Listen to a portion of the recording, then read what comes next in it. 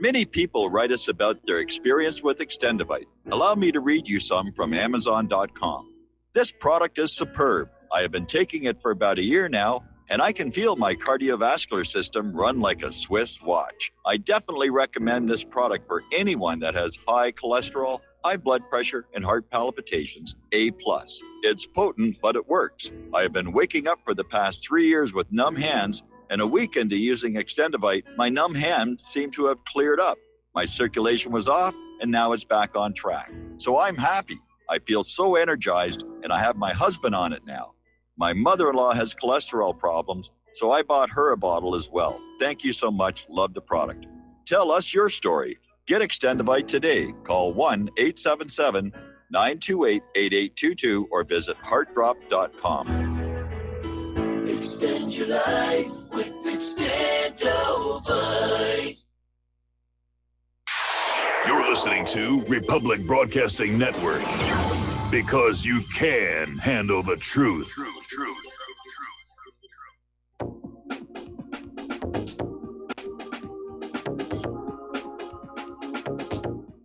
What really happened with your host, Mike Rivero. You're listening to the Republic Broadcasting Network, where you'll find out what the Fukushima's going on. And aloha, America. Welcome to our show today. It is Monday, December 17th, 2018 here, 1 week before Christmas Eve, getting to the end of the month, getting to the end of the year, as a matter of fact. And we have got a lot of stuff to talk about today. It's been a very, very busy news day, been a busy news weekend. So we've got lots of stuff to go through. The phone lines are open, 800-313-9443, 800-313-9443. Mike is in our control room, ready to answer the phone, put you on the air with your comments, questions, and opinions. Okay, well, to nobody's surprise, the Yellow Vest protests are continuing in France. And the French government is now hitting the gas pedal, trying to actually enact the concessions to the Yellow Vest Macron promised through the parliament. They're really trying to get this thing to calm down here. And but they're saying, in the meantime, you know, we're going to Parliament, we're going to make this happen. They're demanding the protesters dismantle the roadblocks, saying we can't continue to paralyze the French economy. Well, this is more of the you do what we want first, and then we'll think about doing something nice for you. And I don't know how the French protesters are going to go for it. Now, there's a lot of propaganda out there about what's going on. And almost since the day the Yellow Vest protests started, the corporate media has been saying the protests are in decline, or they're waning, or they're running out of steam. See, there's really nothing here. Just calm down. And I'm not entirely sure that's accurate. It's getting harder and harder to get information from right there on the ground. Now, something you need to be aware of, somebody was sending around this bogus photo claiming that this is the Yellow Vest protest in Paris, and it just shows the streets just completely filled.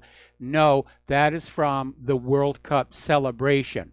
And we have to be more responsible with our reporting than the corporate media. So we have to keep a check on ourselves here. Meanwhile, we are hearing from French citizens that if they try and video record the protests, the police are destroying their phones.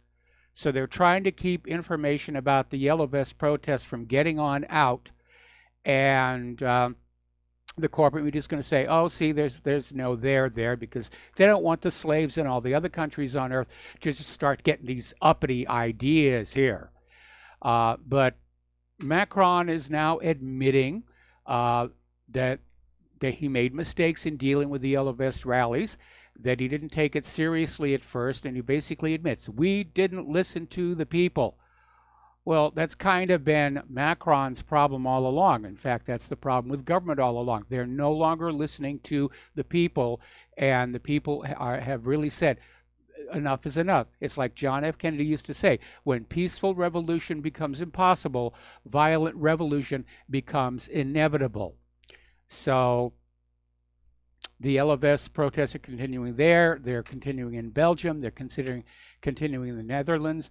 Over this last weekend, there were Yellow Vest protests up in Canada, in Toronto, Calgary, Halifax, Edmonton, Saskatoon, and Moncton. And I understand there's going to be a Yellow Vest protest in Sacramento, California, in front of the state capitol in the very, very near future. I don't have an exact date on that yet. When I do, I will certainly get that out there. So what's actually going on here? Well, it's a worldwide revolt against, among other things, taxation, excess taxation, getting too little back for that taxation, the open borders policy, the endless wars, and mostly it's a protest, a revolt against government that is not listening to their concerns. Now, TV channel France 3 was covering some of the Yellow Vest protests, and there was a protester holding up a placard that said, "Macron, leave." And when it was broadcast, the bottom part of the placard was blanked out, so it just said Macron, to make it look like this was a supporter. And of course, this drew a tremendous criticism to TV channel France 3, and they're now saying, oh, it was a human error, was an innocent mistake, nothing to read on into that. But again, the corporate media is on the side of the government, they're on the side of the globalists, and they're just pushing every angle that they can. Now, as you know, there was an article that came on out last week basically saying this was all being caused by Russia. You know, the people of France love Macron. They love their high taxes. They love the illegal immigrants and the refugees. They love the rapes and the burglaries. And they love the fact that their city of lights is turning into a city of poo. So it has to be Russia. It has to be Russia.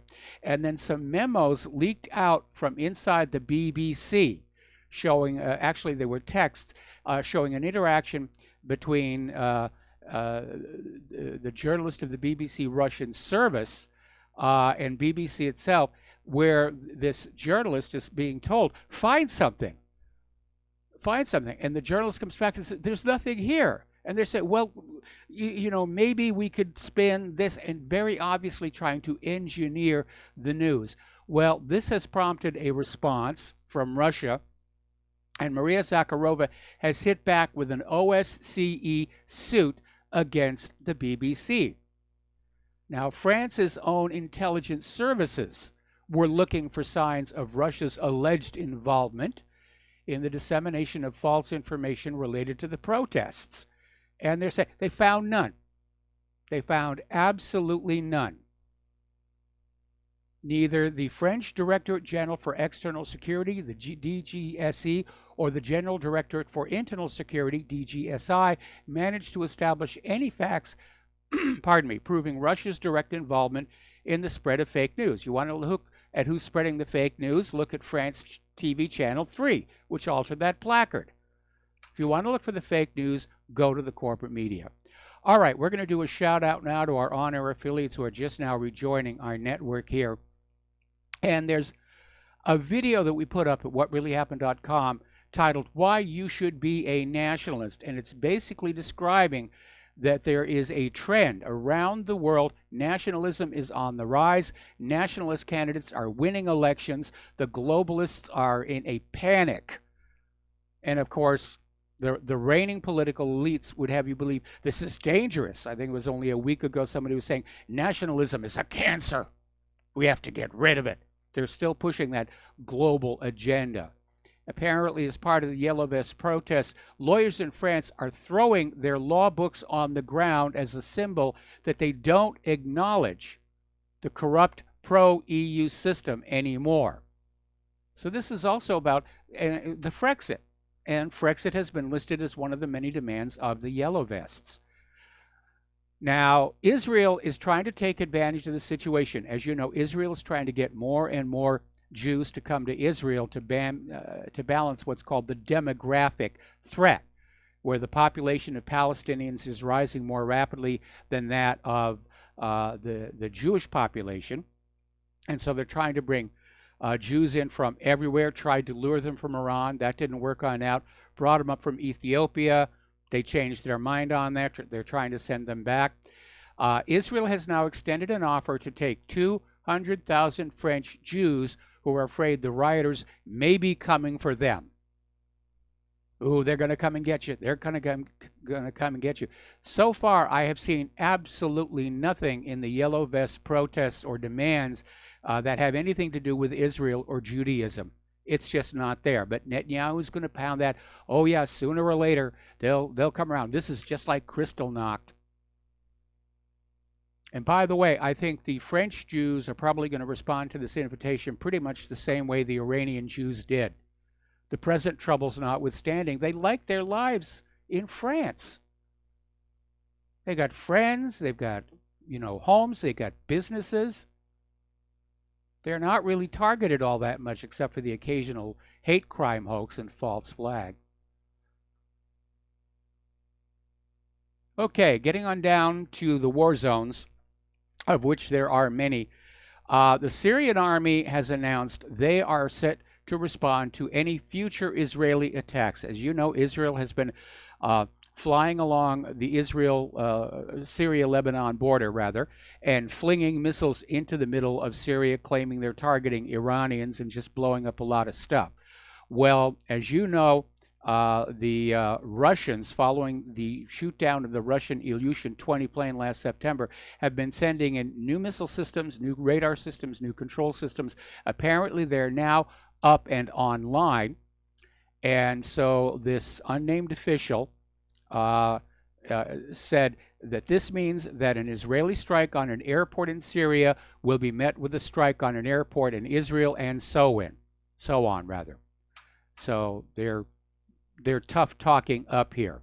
And apparently Moscow has now given Damascus a green light for such actions in response to attacks that would destroy Syrian military capabilities or kill foreign advisors supporting the Syrian Arab Army, meaning Iran. Now, the source denounced Israel's claims regarding the destruction of the Syrian missile capabilities and claimed Damascus had received medium and long-range missiles guided with the Russian navigation system GLONASS, which means the U.S. can't interfere with them by shutting down GPS. Now, Israel's made several claims of launching attacks into Syria ever since those Russian air defense systems went online, but so far there's no documentation. It's just bluffing, as far as anybody can tell. Now, I stress that this next thing is unconfirmed, but we have seen multiple reports of this, where Russian forces have established several military positions near the U.S.-controlled zone of At-Tanf. This was reported back on the 12th, and a source familiar with the situation said that several air defense systems and other military equipment were deployed at the Russian positions. More weapons, including heavy rocket launchers, are expected to arrive there shortly, or may already be in position here. And apparently the Saudi London-based newspaper Ashaq al-Awsat even claimed Russia is going to deploy an S-300 system to the province of Deir ez-Zor. So Russia is definitely fortifying Syria. Now, President Assad is praising the efforts of Russia and Iran to restrain the Western interference in the process of seeking a political settlement of the Syrian conflict. And apparently during a meeting on Damascus with senior advisor to the Iranian Foreign Minister Hossein Jabari Ansari, President Assad stressed the importance of efforts exerted by the friendly and allied countries of Syria, particularly Iran and Russia. And we know that Iran and Russia and Syria have been having talks with the political opposition and with neighboring nations, to which the United States was pointedly not invited. At which point the United States huffed itself up and said, you can't do this without us. We're the exceptional nation. Turning over to Turkey, Erdogan has announced that Turkey will go on attacking the PKK inside Iraq. This is coming out of the foreign ministry. And the Turkish military said last Friday it's killed 8 Kurdistan Workers' Party militants, which prompted the Iraqi authorities to summon the Turkish ambassador in Baghdad, because Iraq, even though they've had their own problems with the Kurds, does not want Turkey thinking they have a license to fly over the border or roll over the border and commit acts of war. But Turkey is saying, yes, they will continue doing that, following along, apparently, in the precedent set by Israel. Erdogan is saying that Turkey can start an operation on the eastern coast of Euphrates at any moment. He's saying that Turkish forces have completed all preparations for an operation aimed at neutralizing the Kurdish units in the northeast of Syria. So, and Erdogan said that he talked with Donald Trump about the terrorists have to leave the eastern coast of Euphrates or we will remove them. So a lot of tough talk. We could be in a major war in a week by Christmas. Remember in Vietnam, the Tet Offensive? Tet was this major holiday for the Vietnamese, and everybody relaxed and said they'd never attack us on Tet, and that's exactly what they did. Okay, there's been a new development here in the United States. Apparently, the FBI has been investigating the Fethullahist terrorist organization, otherwise known as FETO. Now, this is, as you know, an Islamic social movement prohibited in Turkey. And apparently, they've started arresting some of these people, and they are considering allowing the extradition of FETO leader Fethullah Gulen, whom Erdogan is convinced was behind that failed coup back in 2016. So there's an interesting little development trying to improve relations with Turkey here. Over in Yemen, the Houthis are dismissing United Nations claims about a final truce in Hodeidah and basically saying the talks are still going on and the agreement to finalize a ceasefire or to implement a ceasefire is yet to be finalized.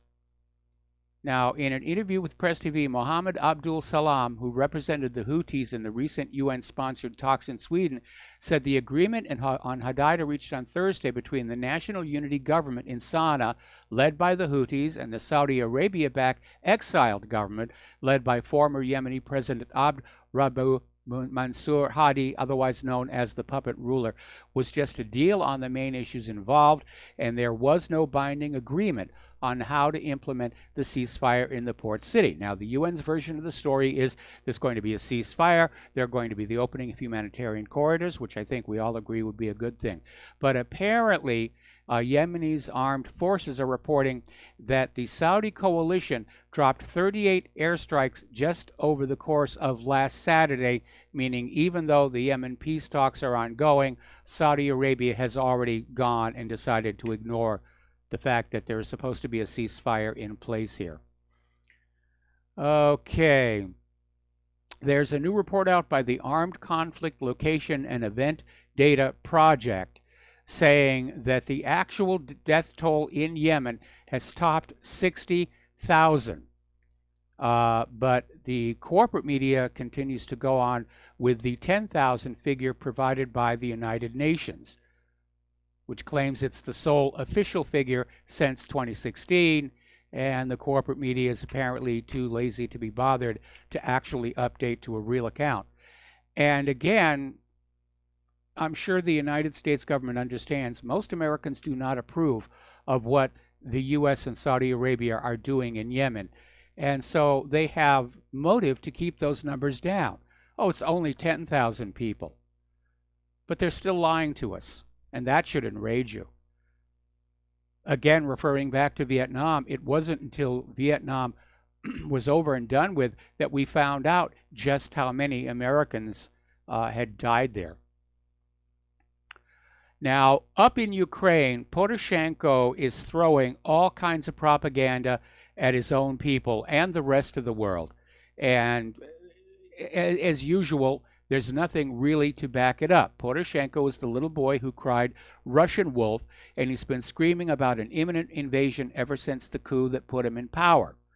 Now, Poroshenko is very unpopular. He's not expected to win re-election next year, and he may be trying to grasp for an enemy to bring the Ukrainian people back to his side, or he may feel like starting a real shooting war and extending the martial law, which he is already using to cancel local elections.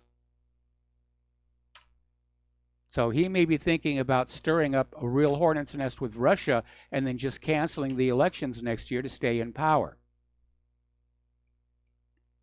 So there's all this talk about, Russia's coming, They're moving arms and troops up to the border. It doesn't seem to be an exercise. Russia refuses to explain what they're doing. We're going to take a break here for some commercials, and we will be right back.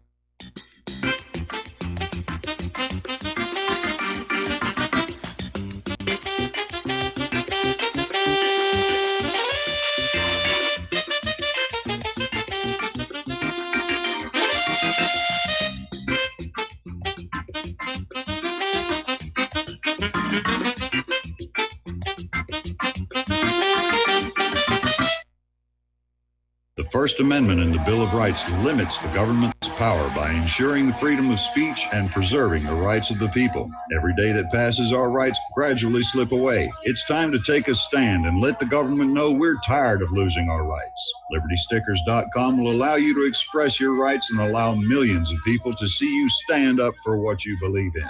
LibertyStickers.com carries the largest selection of bumper stickers online, ranging from political to humorous, and is your #1 source for Ron Paul for President stickers. As always, you can find your favorite stickers that protest the war and the president.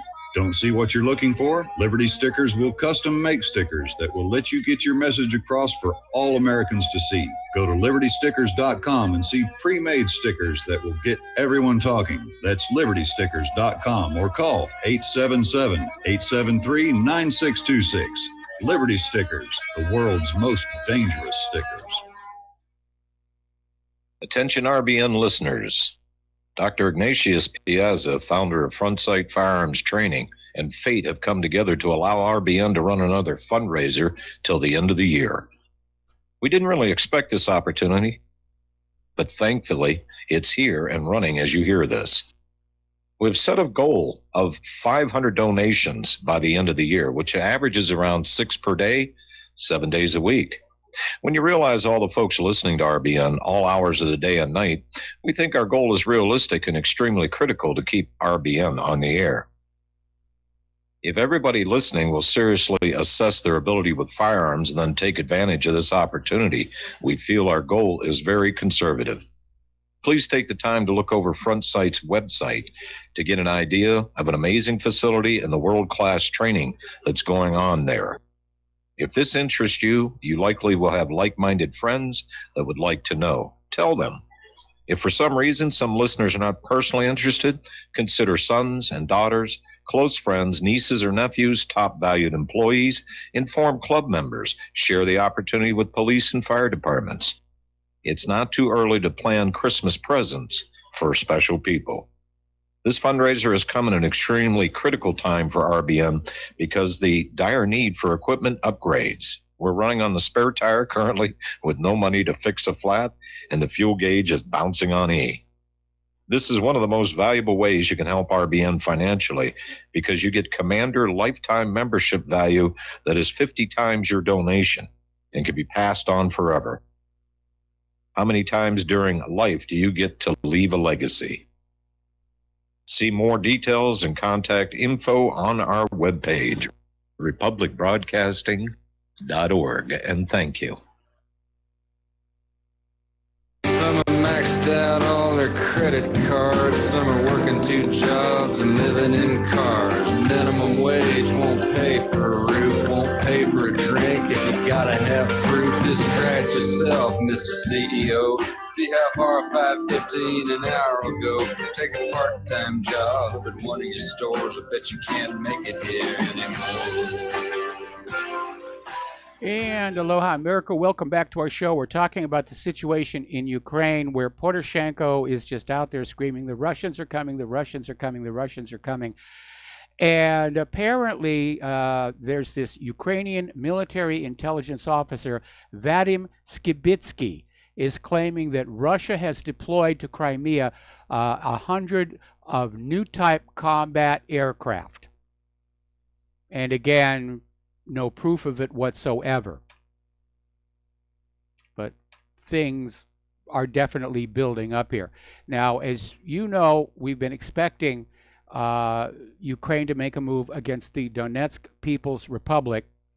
They've been moving a lot of weapons up into that area around Gorlovka. And apparently the Ukrainian military sent a skirmishing party in to try and scope things out.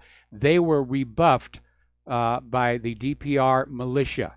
And apparently they were spotted as approaching the line there. And they were lured into a trap, fired on with small arms, and basically they ran away. Now, Poroshenko really should read Art of War, because his Ukrainian troops, they're not well motivated. They're there for a paycheck. I mean, there's been a huge desertion problem. They don't really have a good morale. The people in Donetsk, they're fighting for their homes and loved ones and things that they can just open their eyes and see. And they're going to be well motivated. They may be inferior in weaponry, but they're going to give the Ukrainians a tough time. Article coming on out of Rumor Mill News, U.S. soldiers' holidays leave canceled in Europe. And it's reporting that up in Germany, hundreds of U.S. soldiers have had their leaves canceled because of the Ukraine-Russian crisis. Now, it's claimed here that the Ukrainian military has begun a major offensive with battle tanks against the Donetsk airport, or what's left of it after all the shelling. And Ukraine has claimed that Russia has moved in 100 Sukhoi 27s and 30s to Crimea and has 5 submarines off the coast.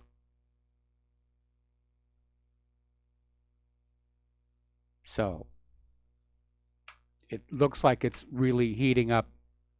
Could be a Christmas war. Meanwhile, over in Russia, their foreign minister, Sergei Lavrov, is saying they do not want a war with Ukraine. They're not coming to invade Ukraine.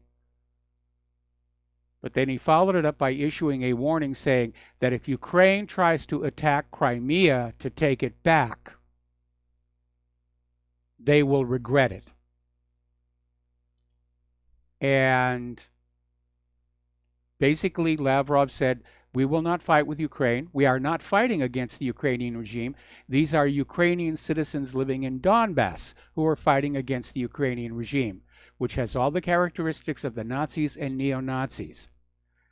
And Lavrov was asked why Russia has not broken off relations with Kiev. And Lavrov said relations with Ukraine as a state was more important than the current regime there, meaning they're not expecting Poroshenko to last much longer either. Anyway, Lavrov said he has information that Poroshenko is planning an armed provocation on the border with Crimea in the last 10 days of December, and that he would respond to Ukraine if the provocation occurred. So everybody is arming up. Yeah, it's going to be a Christmas war. Ooh, what a way to celebrate. Just hang some hand grenades on that Christmas tree here. Now, John Bolton is out there thumping his chest and saying there will be no Trump-Putin meeting while Russia continues to hold the Ukrainian ships and sailors that violated its territorial waters. And, of course, the corporate media is spinning it that Russia seized these 3 Ukrainian Navy ships and arrested 24 sailors in the Kerch Strait, forgetting that Ukraine caused the provocation by transiting the strait without getting Russia's permission. And then this same article goes on to repeat the lie about how Russia occupied and annexed Crimea. A lie sworn to a million times remains a lie. Meanwhile, because the fact that Bolton's out there talking tough about Russia, and he was all last week, he was out there, Russia's the enemy, Russia's do this and that.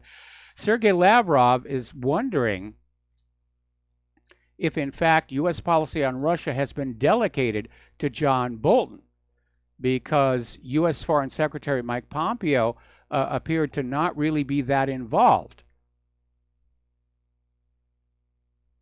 Pompeo's in other parts of the world making trouble, and Lavrov is saying he hasn't spoken to Pompeo for a very, very long time. And it looks to Lavrov like the policy on Russia has clearly been delegated to John Bolton. Okay, we're going to take another break for commercials, and we will be right back.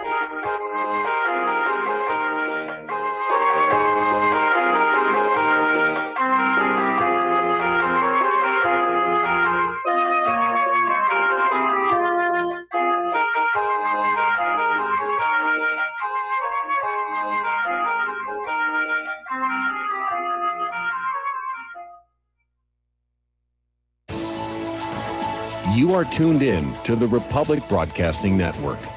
Visit our website by going to republicbroadcasting.org.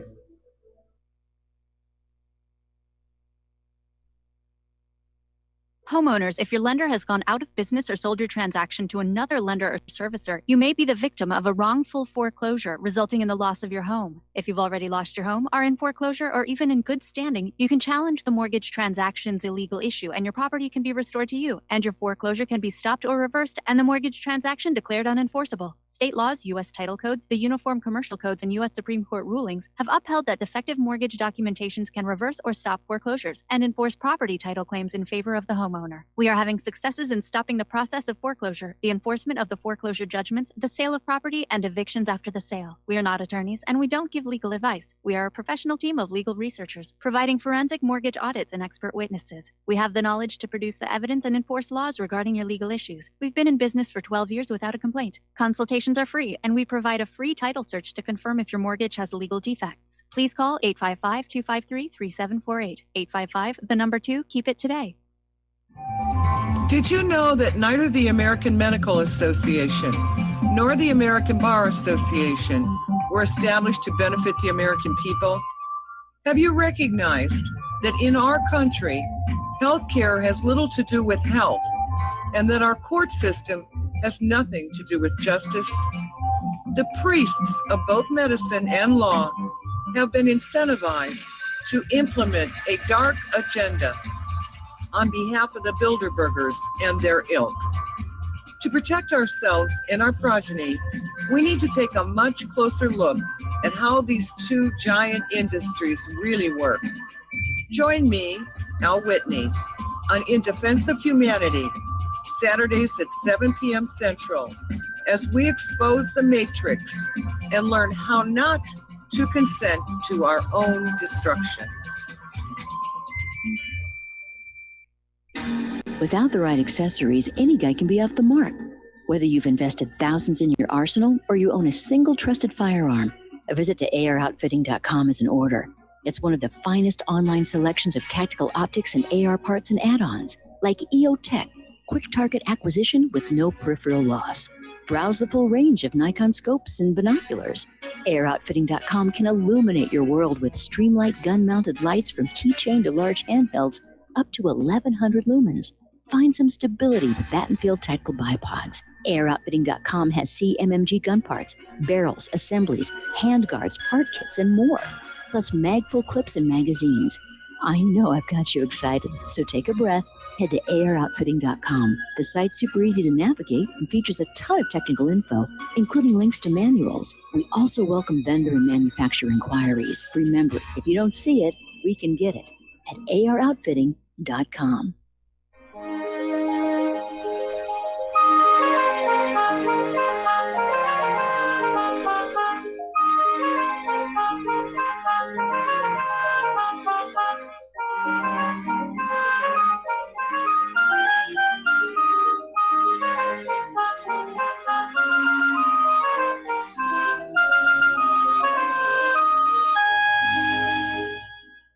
And aloha, America. Welcome back to our show here. And over at Global Research up in Canada, they do a lot of good work. They produced an article and a video on how America is preparing for confrontation with Russia and China. And they're saying it's starting to look like a script for a Hollywood catastrophe movie, and yet this is under serious consideration in the official 2018 report coming from a commission tasked by the United States Congress studying the National Defense Strategy. And in 2019, on the basis of fake news announcing atrocities committed against Russian citizens in Latvia, Lithuania, and Estonia, Russia invades these countries.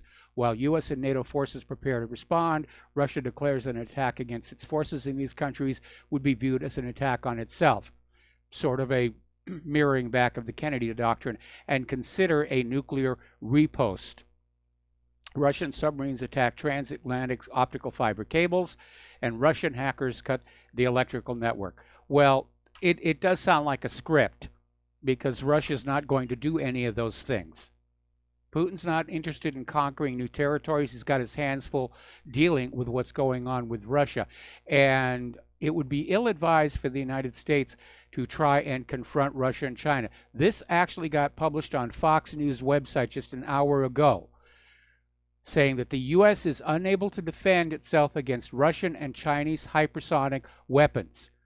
This is a report from the Government Accountability Office, and saying the U.S. lacks the defenses needed to protect against this new breed of highly sophisticated hypersonic weapons from China and Russia. And the report goes on, China and Russia are pursuing hypersonic weapons because their speed, altitude, and maneuverability may defeat most missile defense systems, and they may be used to improve long-range conventional and nuclear strike capabilities. The report concluded there are no existing countermeasures. We're still playing catch-up here. Article out of Zero Hedge here. Actually, it's an interview with George Samueli. And it's basically saying right now he estimates there is a 70% chance of a shooting war between NATO and Russia. Says the U.S. is ready to fight to the last Brit, which is kind of easy for them to do here. So everybody, it does seem to be coming, and it does seem to be unavoidable. So take a look at your own situation. If there was ever a time to be a prepper, this is it. Now, obviously, if you, like me, are living right next to a first strike nuclear target, there really isn't much that you can do. But for those of you away from the major military bases, away from the missile silos and so forth, again, be ready to go for a long period cut off from the normal supply chains, because it is, in fact, coming.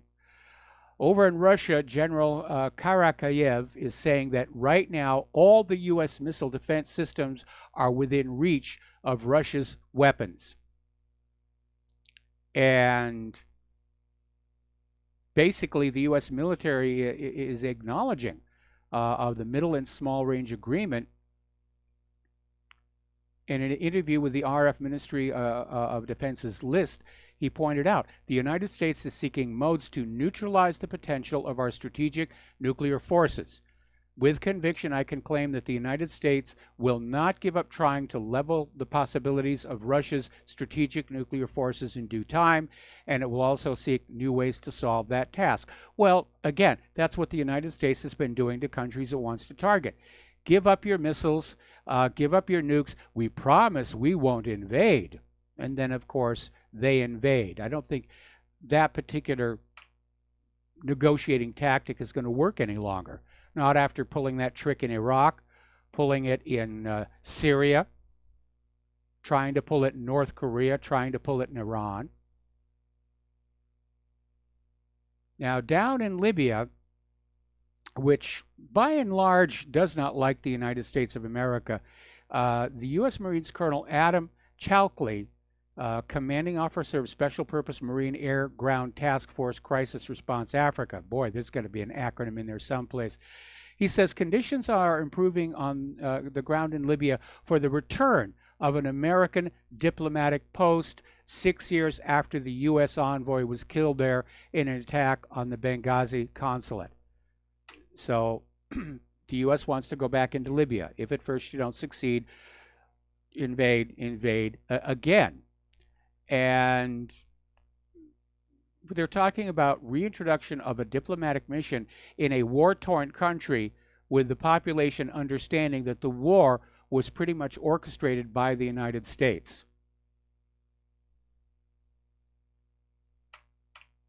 So, down in Israel, there's an article, this is from Stephen Lendman, saying that ultimately it is Israeli apartheid viciousness that is the root cause of all the violences, the violence down there. It says, time and again, Israeli soldiers, police, and security forces assault, wound, or kill Palestinians with impunity. They're allowed to just shoot people. And incidents like the December West Bank shootings and similar violence are state-sponsored Israeli provocations for preemptive war on Gaza, earlier on Lebanon. Now, Netanyahu's dealing with the same thing that Poroshenko is. He's not well-liked and he's facing elections next year. So he needs an enemy to wave at the Israeli voters. He needs a good war to get everybody to stand behind him and salute the flag. Now, Netanyahu himself was at the American Enterprise Institute and being interviewed by them, and he made this very bizarre remark that he would like to see the establishment of 2 or 3 more Israels throughout the Middle East and North Africa, which would be located near present-day Libya, Afghanistan, and Yemen. So for those of you who thought that all that money and military hardware we were sending to Israel was purely for defense, I think Netanyahu has put that little myth to rest. Meanwhile, even as the United States is trying to get North Korea and Iran to give up their long-range missiles, Netanyahu has announced that Israel is developing offensive missiles capable of hitting anywhere across the Middle East. Now, they're justifying it by saying these high-powered launchers will also be able to launch microsatellites into space. But again, it's okay for the United States to have these long-range missiles and okay for Israel to have the long-range missiles, but you other Middle Eastern countries, don't you dare do it. Don't you dare do it.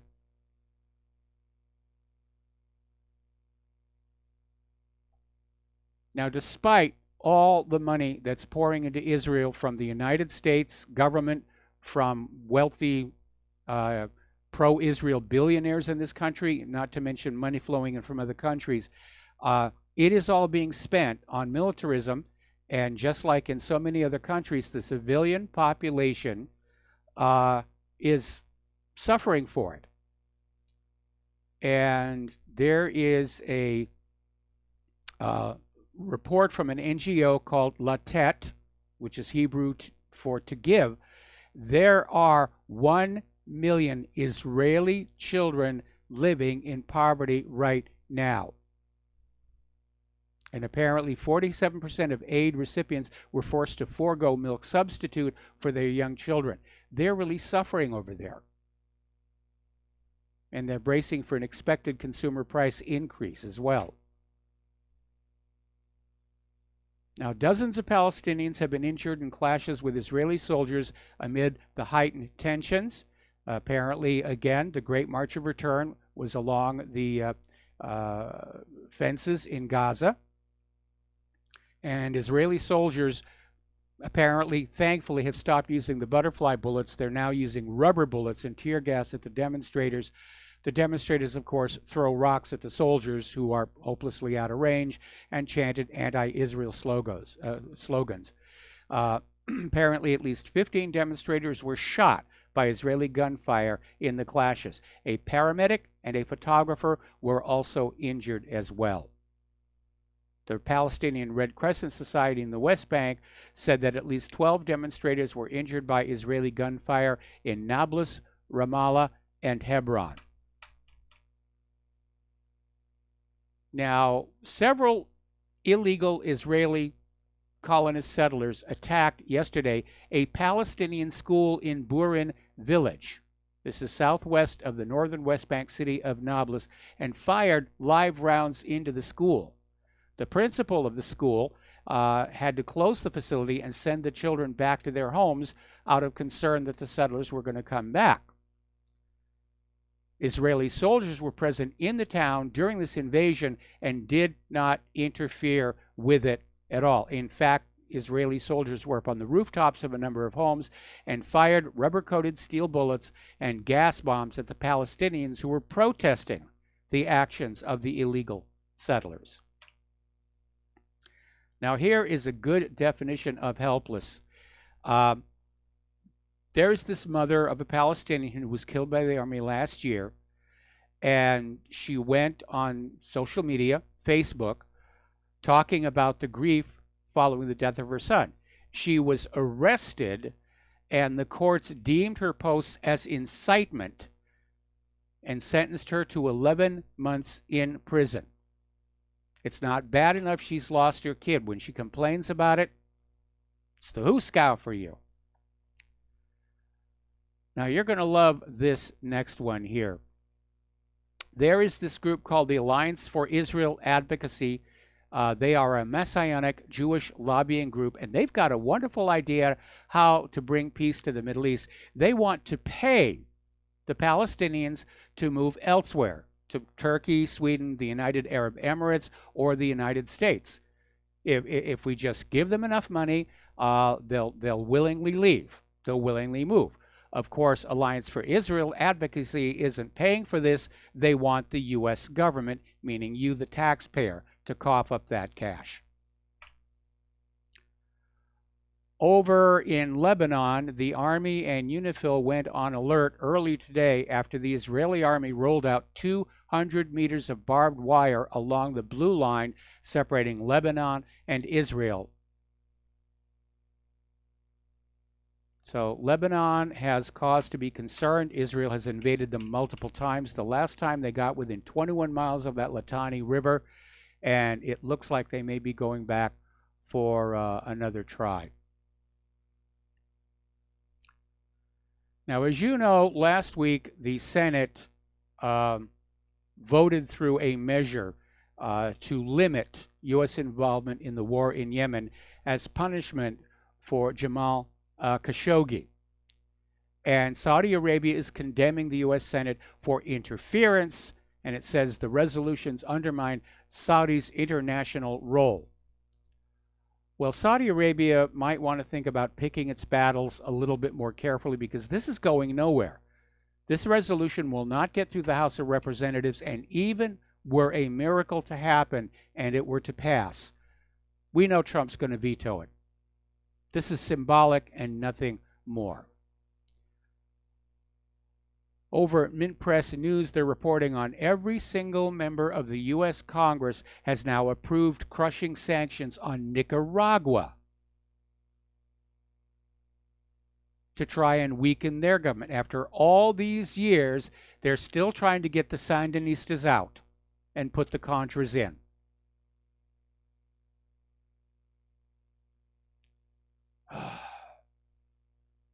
And the reason for that, of course, is that the Sandinistas are socialist. We've got to get rid of the socialists, the commies.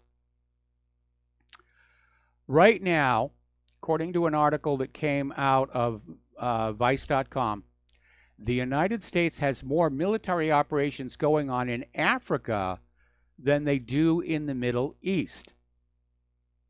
Of course, you're not supposed to know about that. The corporate media isn't reporting that. But they're talking about that ambush in Niger that produced U.S. casualties. And Brigadier General Donald Bolduc, who served as commander of Special Operations Command Africa, said, we've had casualties in Tunisia, we've had them in Mali, We've had them in Niger, Nigeria, Cameroon, and Chad. But those were kept as quiet as possible. Nobody talked about it. And I can understand why. The American people are going to stand up and say, what are we doing in Africa? What the heck is the reason to be in Africa? These countries don't have nuclear weapons. They're not a threat to the United States of America. What are we doing there? Now, another follow-up news article from Mint Press talks about how the United States kept the arms flowing into South Sudan. This civil war there has claimed nearly 400,000 lives, and the United States helped the main belligerent in the war continually acquire arms through Uganda. And for years, the Ugandan government channeled arms, ammunition, and military aircraft to the regime of President Salva Kiir. So we're messing around in there. Meanwhile, an Israeli ex-general is actually under U.S. sanctions. He denies arming the South Sudan war. Said it's false information. He's available for an investigation by the Trump administration. All righty. North Korea is condemning the latest U.S. sanctions and says that this puts the denuclearization deal at risk. And I told you, this attitude of you give us everything we want and then we'll do something nice for you doesn't play well to the Asian mindset. Kim Jong-un made gestures, shut down that nuclear test site, tore down that engine test stand, returned the remains of the soldiers, making clear moves to try and reunify with South Korea. And he's waiting to see what the United States is going to come back and respond with.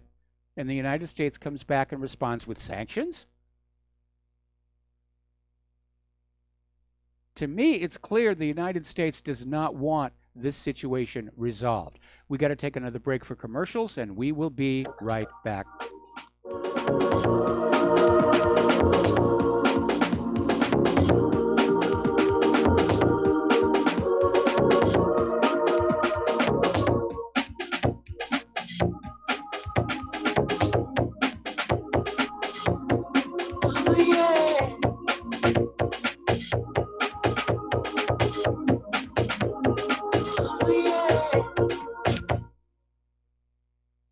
Do you or a loved one suffer migraine headaches? Listen to what scientist Kurt Hendricks has to say. 35 million people in the United States suffer with debilitating migraines. If you or a loved one are one of them, you need to know about MigraLief. Hi, I'm Kurt Hendricks, the scientist that formulated and patented the MigraLief migraine formula. MigraLief is a non-prescription dietary supplement recommended by neurologists, pharmacists, and pediatricians to address nutritional deficiencies in both adults and children over 2 with migraines. Try MigraLief for 3 months and see the powerful difference it can make in your life, or get your money back, no questions asked. Go to MIG911.com or call 800-MIG-7354. You can change your life today. So if you suffer from migraines, don't wait. Call 800-MIG-7354. That's 800-MIG-7354 or visit MIG911.com. Tired of being lied to by mass media? It's growing more and more apparent today that news is received less and less through standard media outlets. Even with a growing audience every day, RBN is beginning to direct more efforts into social media. Social media and the use of the internet is fast becoming the primary source of people for news, regardless of demographic. RBN has set out to provide some of the best news on the internet through republicbroadcasting.org, and also has begun to use the tools to our advantage by way of social media. Republic Broadcasting is now operating a Facebook page to function as yet another avenue to have our collective voice reach new audiences across not only America, but across the globe as well. The Facebook page features not only news, but also an RBN player to listen to our broadcasts. Get involved by visiting facebook.com/Republic Broadcasting and liking our page and share it with your friends and family, because you can handle the truth. Many people write about their experience with Extendivite. Allow me to read you a few from Amazon.com. My wife and I both use Extendivite and are very pleased with the results. It has helped to stabilize our blood pressure and to make both of us feel healthier. good product and goodbye. So far, so good. I've been taking Extendivite 3 times a day, only a short while now, but already I've noticed the circulation in my hands and feet improving. They tingle. I like the idea of taking something herbal rather than pills. I take Extendivite 3 times a day, every day. I think this supplement has helped with my increased fitness regime and to lower my blood pressure. Tell us your story. Get Extendivite today. Call 1-877-928-8822 or visit heartdrop.com. Extend your life with Extendivite. What this country is coming to, I sure would like to know. If they don't do something by and by, the rich will live and the poor will die. Doggone, the panic is on. Can't get no way, can't draw no pay. Unemployment getting worse. And aloha, America. Welcome back to our show here. And we're talking about conflicts, war, and along with the failure of some of our more expensive weapon systems, and the fact that so many of them have such huge downtime because of all the problems here. Apparently, the U.S. Army is revving up its advertising campaigns. And Claire and I actually noticed this when we were watching TV over the weekend here. And the latest television ad says, "Warriors Wanted." And it looks like they're trying to go for young people who are hooked on their point-and-shoot computer games. And trying to basically appeal to people who want to get out of a dead-end job. And so now these low-income young kids can serve their country by becoming occupiers of another country that they themselves really don't understand why we're in. One of the troubling aspects is the Army keeps lowering the requirements for recruits. And I think we mentioned last week about McNamara's Folly, where he basically lowered the IQ requirements to get more people drafted for Vietnam. And the slaughter was just horrific. Now, here's, I think, a very revealing story. As you know, the Arctic is a new area of contention because apparently they are convinced there's vast amounts of oil and gas underneath the abyssal plain, and everybody's rushing on out to declare territorial waters that sort of meander all over where they think the oil and gas is. And a lot of countries that are up there are starting to run military exercises to find out how to fight in the Arctic here. The Coast Guard was invited to take part in an Arctic exercise, and they basically declined. And the reason they did was a fear of being humiliated, because apparently the United States has only 2 icebreakers, only one of them which is rated to operate in the Arctic and Antarctica, and the Coast Guard was concerned that it might break down and then they'd have to let Russia come and rescue it, because Russia builds tremendous icebreakers. Some of them are even nuclear powered, and they just plow wherever they want to go. Speaking of the Coast Guard, very tragic story down in Miami-Dade. A U.S. Coast Guard serviceman shot his wife and 7-year-old son to death before shooting himself. And I'm wondering if he was on prescription antidepressants. Now, the U.S. Navy wants to develop drones that can swarm, and even more importantly, they want to harvest battlefield energy. More about this when we come back from station identification.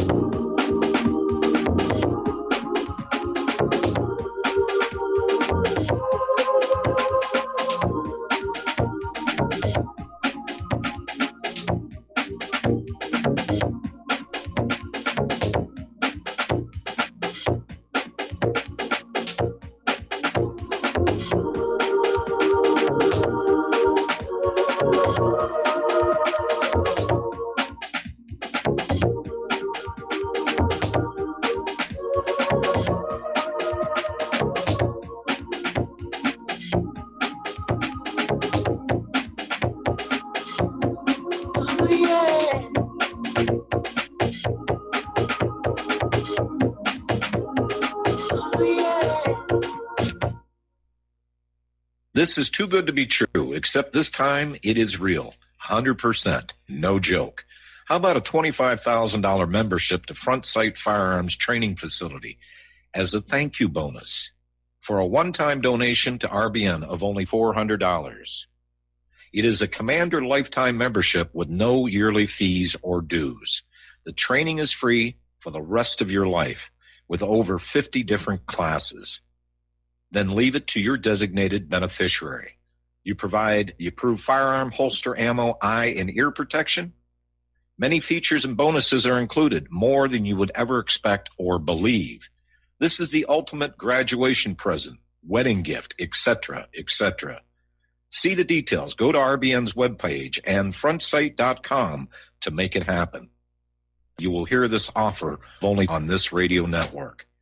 Help keep RBN alive. Tell 5. This is RBN, the Republic Broadcasting Network.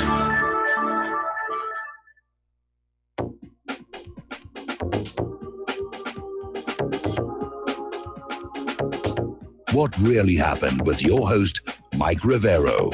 The history the government hopes you never learn. Here is your host, Michael Rivero. And aloha, America. Welcome back to our show, hour number 2. The phone lines are open, 800-313-9443. And a reminder, that Front Sight deal ends 2 weeks from today.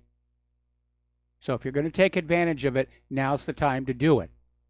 And let's be honest, for a family that is into shooting, what a great Christmas gift that would make.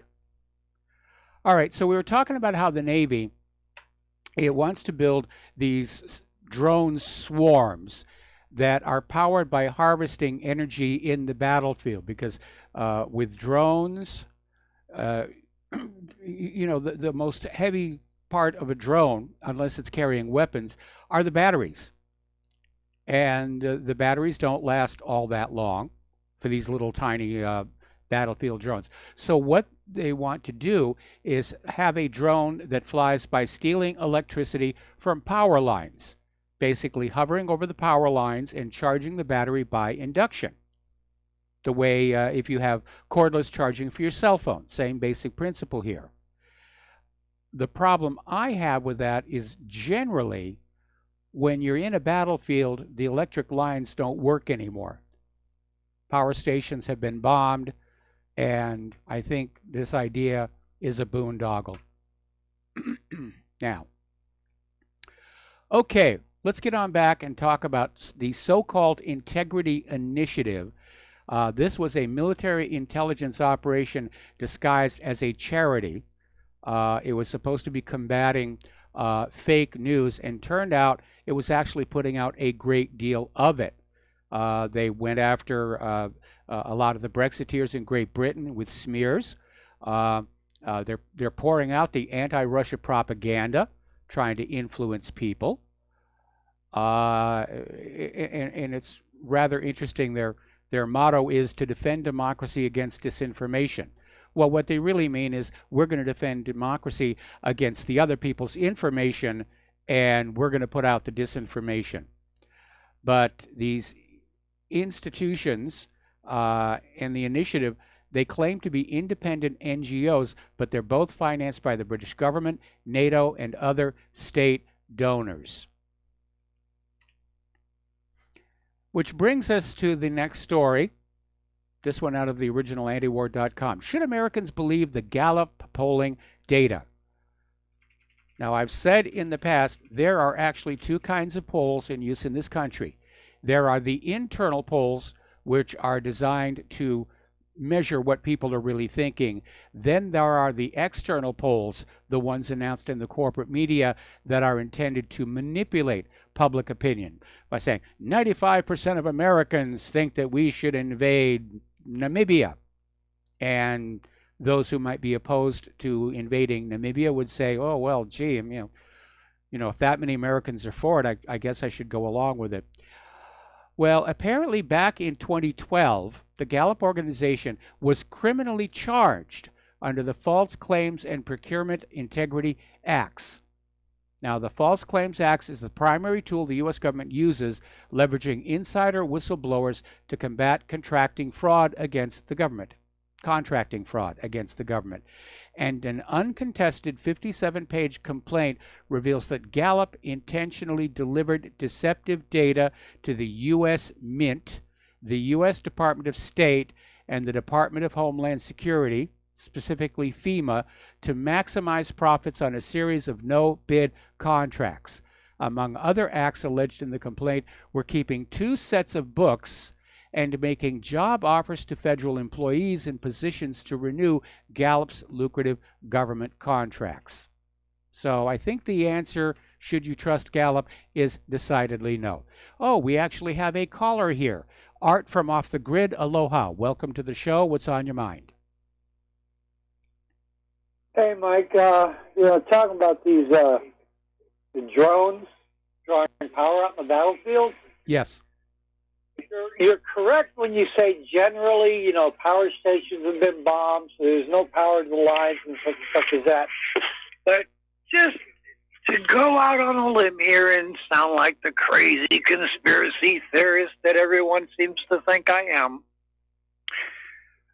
keep in mind that the NDAA of 2000,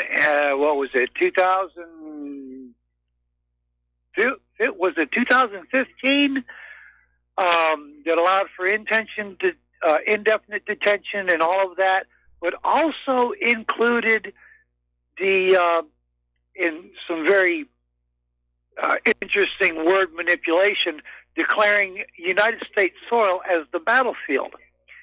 So, given that little tidbit of information, if the U.S. soil is now considered battlefield, and American citizens are basically declared enemies, well, we know they've already basically militarized the police for the most part.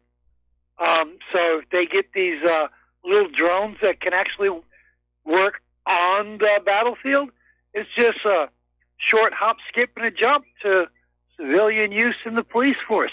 What do you think?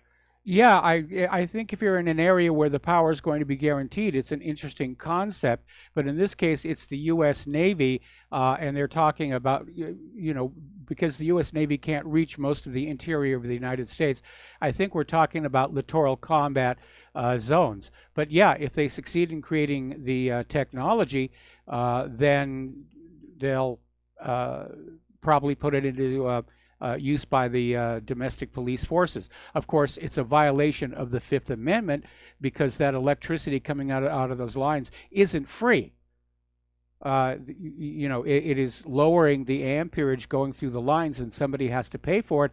And the Fifth Amendment, along with the prohibition against self-incrimination, says the government may not take your personal property without just compensation. Now, they're already doing it. They're using our computers and our cell phones and our hard drives and internet connections to spy on us, and we're not receiving any just compensation for that at all. But it's just a fine point I would like to make. Well, yeah, I get what you're saying, but they could also throw it out there that it's necessary for the sake of national security. Maybe. I mean, the U.S. government hides. This is just something for people to think about. Okay. Well, we'll think about it. All right. Have a good man. All right. Thanks an awful lot. We're going to let you go. We're going to do a shout out now to our on-air affiliates who are just now rejoining our show here. All righty. Last week, as you know, we had the House Oversight Committee hearings to which John Huber was not allowed to go.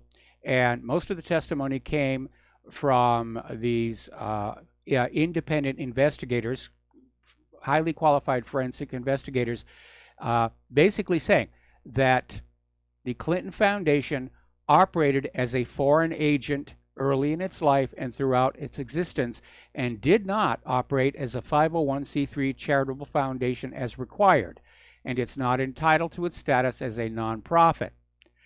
Now, of course, the House Oversight Committee was asking where's the 6,000 pages of whistleblower documents? And the investigators said that they were not going to provide them. And there's something that you need to understand about this company that these investigators work for. Okay, they're tax cheat bounty hunters, if you will. They'll identify somebody who has cheated the IRS. They'll collect the evidence. They'll turn it in. The IRS, in theory, prosecutes the tax cheat, and the investigators get a share of the recovered tax money. Now, where it's going to get difficult for these individuals, they put a lot of time and energy and their own money into the investigation. They've turned the information over to the IRS, and the IRS just does not seem to be all that interested in looking too closely at the Clinton Foundation. In fact, Tom Fitton came on out and said basically the entire congressional governmental leadership does not want to look at the Clinton Foundation or the email server. And I think we all know why. Now, as you know, there is a big stink that is being raised over the fact that Robert Mueller deleted all of the text messages from Peter Strzok's phone before surrendering the phone to the Inspector General. And this comes from a report released by the federal watchdog as American citizens wait for the release of Special Counsel Robert Mueller's lengthy investigation. Spoiler alert, there isn't going to be much in there. And when the Justice Department Inspector General released a report, it mentioned the thousands of the text messages between Strzok and Lisa Page, the former FBI attorney he was having an affair with, and said we could not recover them because Mueller's team had wiped clean the phones. Well, this is a violation of Title 18, U.S. Code Section 1519, the destruction, alteration, or falsification of records in federal investigation and bankruptcy. And it says, whoever knowingly alters, destroys, mutilates, conceals, covers up, falsifies, or makes a false entry in any record, document, or tangible object with the intent to impede, obstruct, or influence the investigation or proper administration of any matter within the jurisdiction of any department or agency of the United States, or any case filed under Title 11, or in relation to or contemplation of any such matter or case, shall be fined under this title, imprisoned not more than 20 years, or both. So this is a serious, serious business. Now, what really makes it interesting is the Office of the Inspector General has somehow acquired these missing 19,000 texts from another source, maybe the NSA, maybe a whistleblower within the group, but apparently Mueller and Strzok's complexions have gotten very, very pale all of a sudden. They thought they'd erased all the data here. So, but in any event, it's a cover-up. It is clearly a cover-up that's going on over there. You know, they want to investigate every little single thing about Donald Trump, but when it comes to the Clintons, no, can't do that. Can't do that. Don't want to wind up in Fort Marcy Park. Another article, this one from Sputnik News, is the FBI withholding evidence of pay-to-play at the Clinton Foundation? And again, this goes back to the hearing by the Oversight Committee. And Mark Meadows began the hearing by expressing his concern over reports of a massive drop in donations to the Clinton Foundation after Hillary Clinton lost her bid for the White House. It was a 58% decline in 1 year. Now, we know there was pay for play because some of the emails recovered by Judicial Watch between the State Department and the Clinton Foundation, first of all, show they were in communication, which Hillary insisted was not the case, and talk about, yes, if this person wants to get in and see Hillary Clinton, make sure they make a donation first. So the evidence is definitely there. And Mark Meadows should have brought that up, or Tom Fitton should have brought that up at that hearing. But again, if I am correct, what was really going on with that email server and the Clinton Foundation, they're never going to want to let that come out. No matter what they have to do, it will never be allowed to come on out. There was an earlier report from an insider that was posting anonymously, saying that pretty much everybody of any note inside the Beltway was dirty on that Clinton Foundation. They were all dipping in. They were all using it as for tax evasion or money laundering. Okay, we're going to take another phone call from Dustin in New Jersey. Aloha, Dustin. Welcome to the show. What's on your mind? Hey, Mike, wouldn't it be a good thing if the government shuts down and don't reopen ever? Yeah, it would be a good thing, but you need to understand the parts of the government that we don't like will remain open. What they shut down in the government shutdown are things like the national parks and, the stuff that we want to have for our tax money. So it's a facade. Well, it's obviously an inconvenience for all those people who are working for the Forest Service and the National Park Service and everything, but it's not really a total government shutdown. Because if there was a total government shutdown, I would say, let's go on in there and change all the locks. And Mike, I don't know if you talked. Remember when they said there was 100 Russian aircraft, like on the Ukrainian border? I know they're like moving 17 by December 22nd to the Crimean base, but it's funny. There's 1,000 tanks still sitting on the border for like 2 months. There's 100 aircraft sitting on the border for how long? I mean, this is all coming from the Ukrainian government, pushed through by the Ukrainian media because he controls the media. That's right. So there's a lot of propaganda. Well, but here's another one. In the past, Poroshenko's made these claims about massing troops and massing tanks, and there's been no evidence, or if there is evidence, it's the usual black and white, very blurry photos taken from very high up with arrows and labels, and you're just supposed to believe that white blob is a Russian tank. And again, we've been lied to so many times, it's kind of hard to take any of this stuff seriously.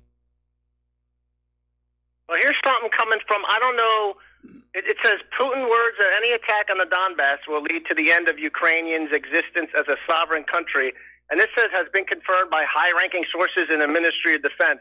Now, I don't know where this is coming from. It could be coming from Ukrainian media or the U.S. media, So I doubt Putin would say that. Yeah, it doesn't sound like him. It doesn't sound like him. Now, we did have Sergei Lavrov out there saying that if Ukraine tries to recapture Crimea, they will regret it. But I think that's about as aggressive a war talk as we've heard out of them. But no, I think that statement by Putin has about as much validity as the claim that Ahmadinejad said he wanted to wipe Israel off the map. But remember, Putin doesn't really make these kind of statements, he's low-key. He'll just do it. Not like Donald Trump, who claimed he wasn't ever going to advertise, and he goes on Twitter. My God, And he made another statement about the stock market. Did you see that? The world's blowing up around us, and the feds are raising rates. But when he ran for office, he said that. I don't get it.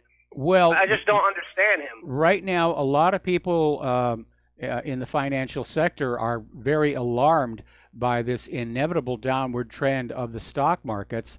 And of course, everybody has their own villain as to what's causing it. People are pointing their fingers at the China trade problems.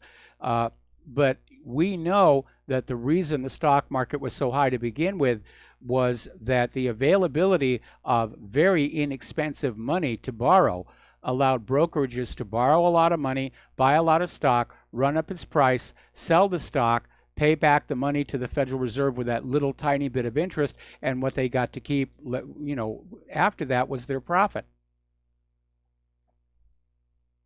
Now, with interest rates going up, all that money they borrowed got to be more expensive to service that debt. See, that's the problem, right? When the rates are going up here, they can't straddle that gain, and so people are pulling out of the market. And then, Mike, real quick, you had a phone call about those drones landing on the power lines, which they probably have to sit there for like hours and hours and hours. But, Mike, I remember this movie series. It was only a 2-season series called Revolution. I actually kind of like it, but it only lasted 2 seasons. where the Pentagon released these they're like it's nano type of technology, and they sucked up the electricity of the world. I don't know if you remember that series. It came out in the 2000s. Yeah, I vaguely recall it. Everybody was living like, without power and stuff. It's actually kind of good. It's obviously goofy, but that's all I wanted to leave it with, Mike. Have a good show. All right, thanks an awful lot, Dustin. We're going to let you go here. Okay, now there is a situation developing with Michael Flynn, and apparently Judge Sullivan is holding off sentencing and demanding the FBI's 302 forms from the FBI interview with General Flynn on January 2017, but actually written and filed with the Department of Justice 7 months later after the fact. And so Sullivan thinks something bogus was going on. And he was right. We'll be right back.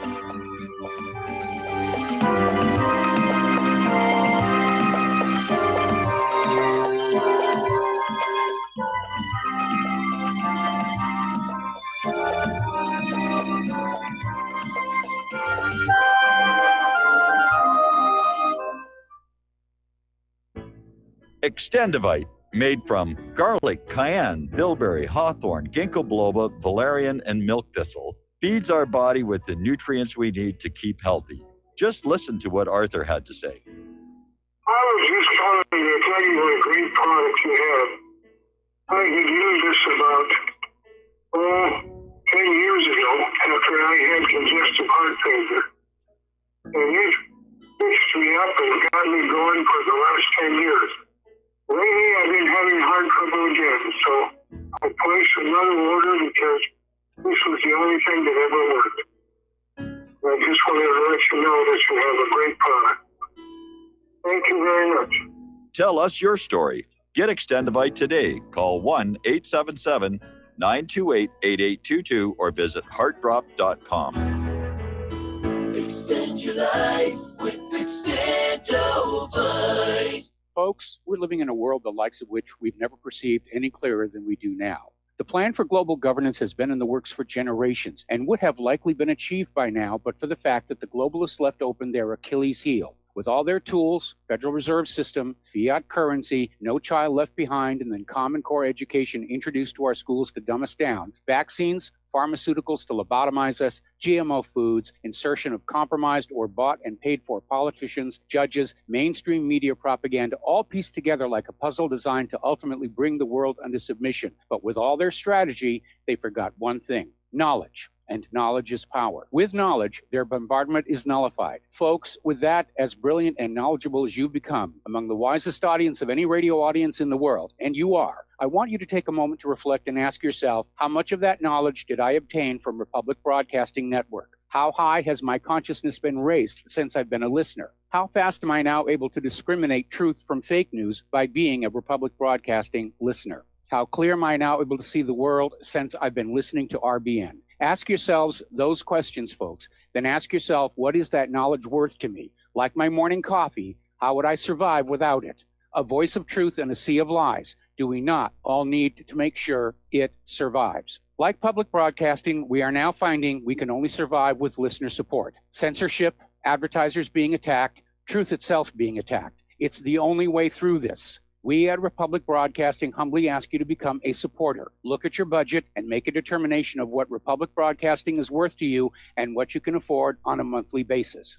Go to republicbroadcasting.org and pledge 20, 30, 40, 50, if possible, 100 a month or more if it's affordable. Click the donate button and become a regular monthly donor. Assure both us and yourself that Republic Broadcasting truth will continue to flow like that morning coffee. The network thanks you.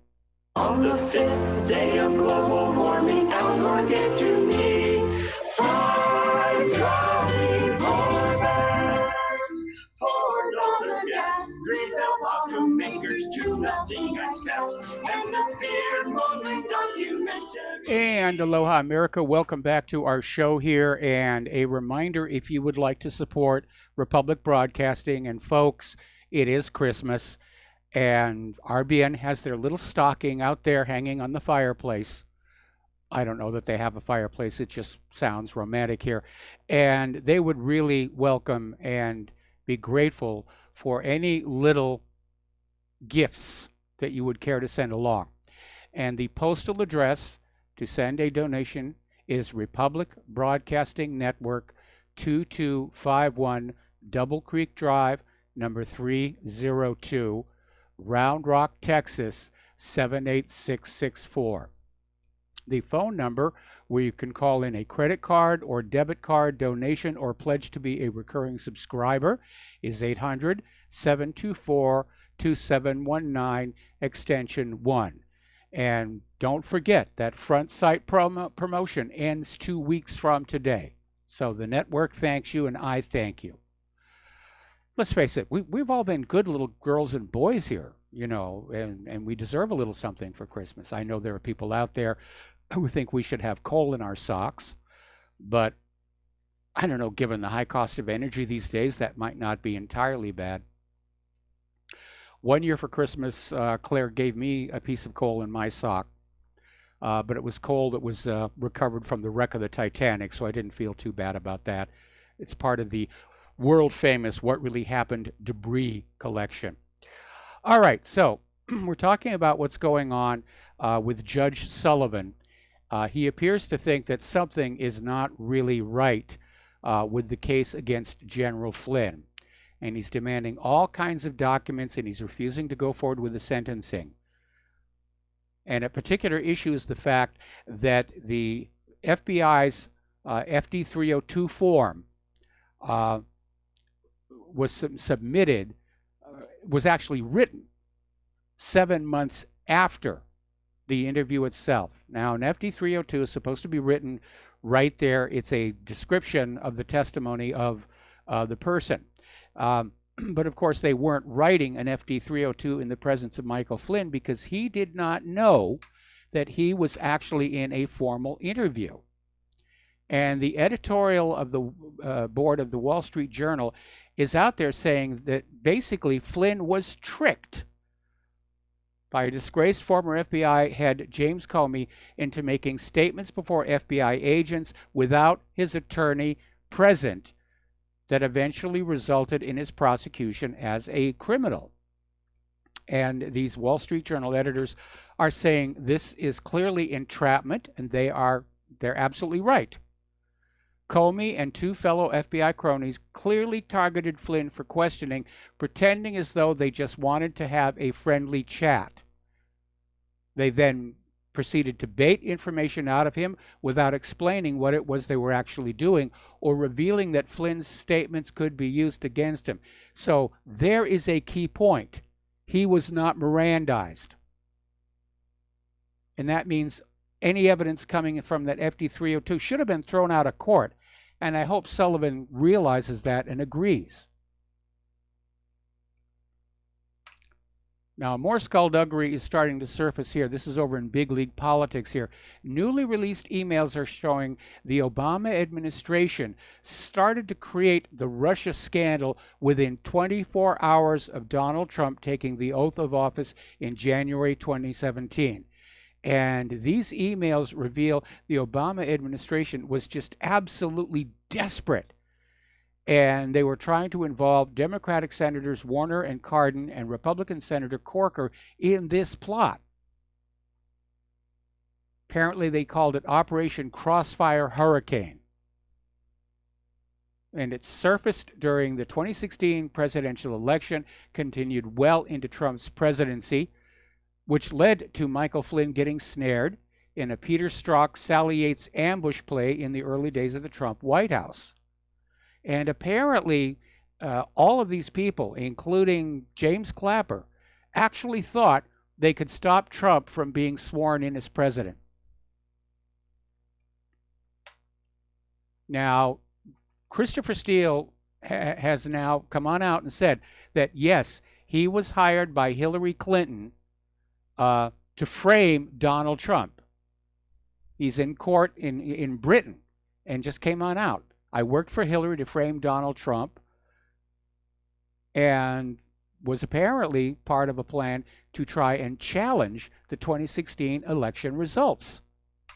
Hillary Clinton actually wanted to go on out and say, I challenge the results, and probably was dissuaded from doing so because any investigation into the election would have revealed massive vote fraud on the part of the Democrats, including the illegals that were voting. And something else that has come on out from all of this is apparently British spies infiltrated Bernie Sanders' campaign. Well, there's election meddling for you right there. Apparently in 2015, the government of Britain launched an operation to insert anti-Russia propaganda into the Western media stream and just went on with this Russian collusion smear campaign. And they were the ones who had a mole inside the Bernie Sanders campaign. We'll be right back.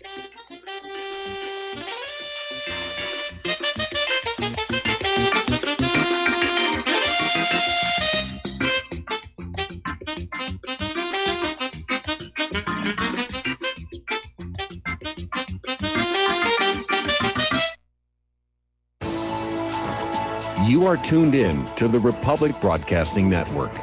Visit our website by going to republicbroadcasting.org.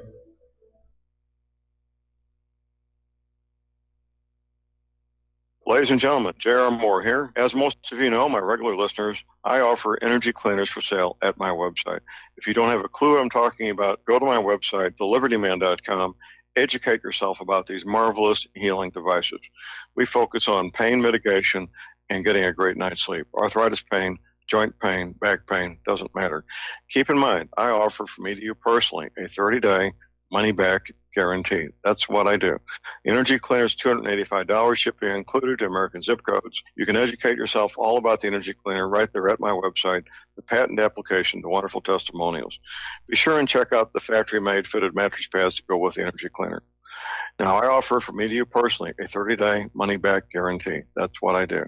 I have a toll-free order line, or you can order it right at my website at thelibertyman.com. The toll-free order line is 800-592-9543. I say again, 800-592-9543. Thank you. Okay, nurse, let's get this man to the ER stat. Right away, doctor. We see this every day. Heart attack or angina pain due to blocked and clogged arteries. Chelation can remove obstructions or blockages from arteries and help avoid painful and expensive surgery. Now there's Angioprim. It's a liquid oral chelation product that you take with juice. You start to feel the results fast. Angioprim increases blood flow all over the body, and that means more energy and strength to take on the day with less aches and pains.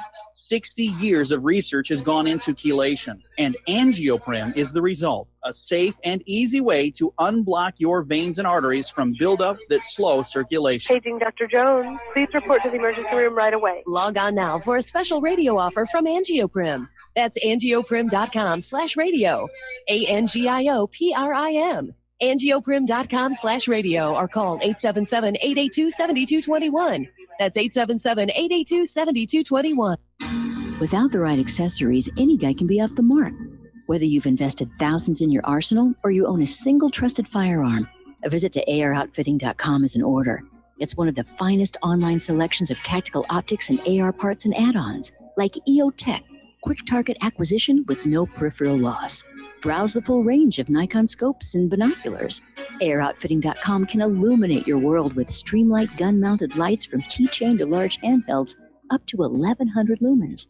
Find some stability with Battenfield tactical bipods. AirOutfitting.com has CMMG gun parts, barrels, assemblies, handguards, part kits, and more, plus mag-full clips and magazines. I know I've got you excited, so take a breath. Head to AirOutfitting.com. The site's super easy to navigate and features a ton of technical info, including links to manuals. We also welcome vendor and manufacturer inquiries. Remember, if you don't see it, we can get it at AROutfitting.com. If you got the money, honey, we got the bombs. We'll plant them anywhere you like and blow up anyone. Whip this world into a frenzy, killing babies, dads, and moms. If you got the money, honey, we got the bombs. If you got the money, well, we won't say we did. The towers in And aloha, America. Welcome back to our show. We've got some callers on the line, and we're going to start with Mark in North Carolina. Aloha, Mark. Welcome to the show. What's on your mind? Hey, how you doing, Mike? Mike, Trump has got to stop acting like a little punk, okay? He's got to start releasing all these records. The heck with what the deep state wants. They're the enemy. And on top of that, I couldn't care less what Britain wants. I understand they're afraid they're going to hurt our relations with England. So what? Theresa May is a criminal who needs to go to jail for her false flag there with the Skripal case. He's got to stop this. And if he did release all the records, we might really find out the truth, and maybe we can avoid that nuclear war that seems to be right around the corner if we're not careful. He's got to start acting like a man, like the guy we voted for, not like a little punk. He's got, it's amazing what the man is doing or not doing. I don't know if he's stupid or if he just doesn't know what's going on, or whether he's being intimidated and maybe blackmailed. Whatever it is, it's not doing this country any good. It's not doing the world any good. It's not doing world peace any good. And, what you were talking about earlier about the 70% threat of World War III, confrontation with Russia, what do you think that would be? That's scary, Mike. I got kids and I got grandkids. And that's not the kind of world I want for them, because there probably will be no world or very little of a world left. Or it'll be plunged into a new dark ages. Yeah, well, it might be like the Road Warrior, the movie The Road Warrior there? Yep. Might be that kind of a society, Or what's that one with Denzel Washington there when he had the Bible there? That was the only book The Book of Eli. Was left in the world. Book of Eli, yeah. We're going to have a world like that. Is that what people want? This got to stop. He's got to release those records. There's no reason not to. He should also release all the JFK files. Stop being afraid of these deep state clowns. If you know you can't trust the FBI, and I'm sure you can't, there are parts of the military you can trust. Use them to declare an emergency and use them to act as your agents. Okay, to seize records, to seize files, do whatever else, including maybe even empty out that whole rat's nest of an FBI building and Justice Department and start putting half of them at least in jail where they belong. This is, this got to stop, Mike. It's getting too far.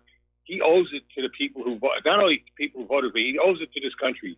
Okay, does he want to go down as the last president of the United States? Is that what he wants? The last president of this world, even? Is that he's got to get it together.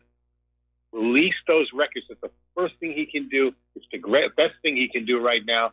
And I think once that happens, we will find out the truth.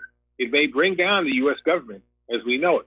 As long as we retain our Constitution, we'll be fine. It's got to stop. I mean, look at the stock market the last couple of days, over 1,000 points. That's because of all the confusion going on. Our economy is going into the tank now. We're headed. Ron Paul thinks we're headed towards a 1929 or worse kind of depression. Yes. And that's, of course, if we have a world to go to depression. So that's how serious this stuff is.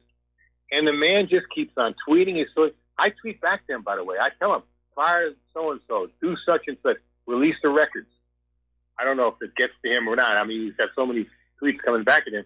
But I've called the White House already. Told him fire, what's his name? Mueller. Not Mueller.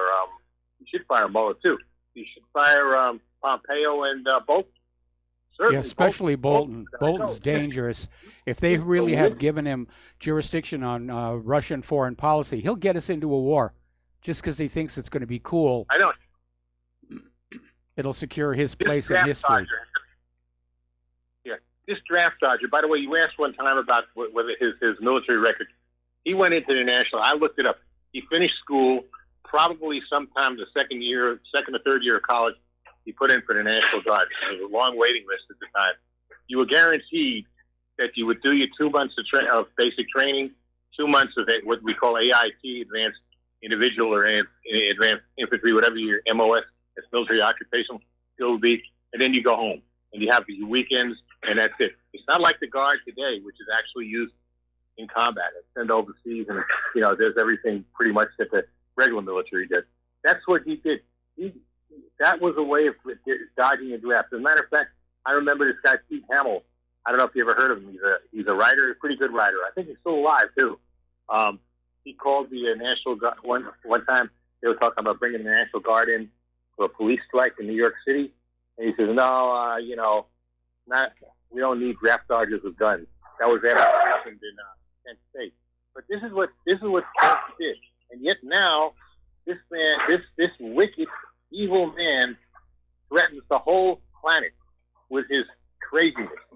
He's got to be stopped. I'll bet he's on either some kind of a drug, or he's one of these religious fanatics who thinks that only Jesus will only come back with the world destroyed maybe in a radioactive heat.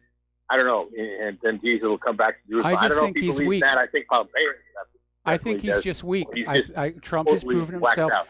out. He's a good showman, and he can get out there and present well, but he's a weak leader. And it's been reported for months now that it's very easy to manipulate him. He's very susceptible to flattery.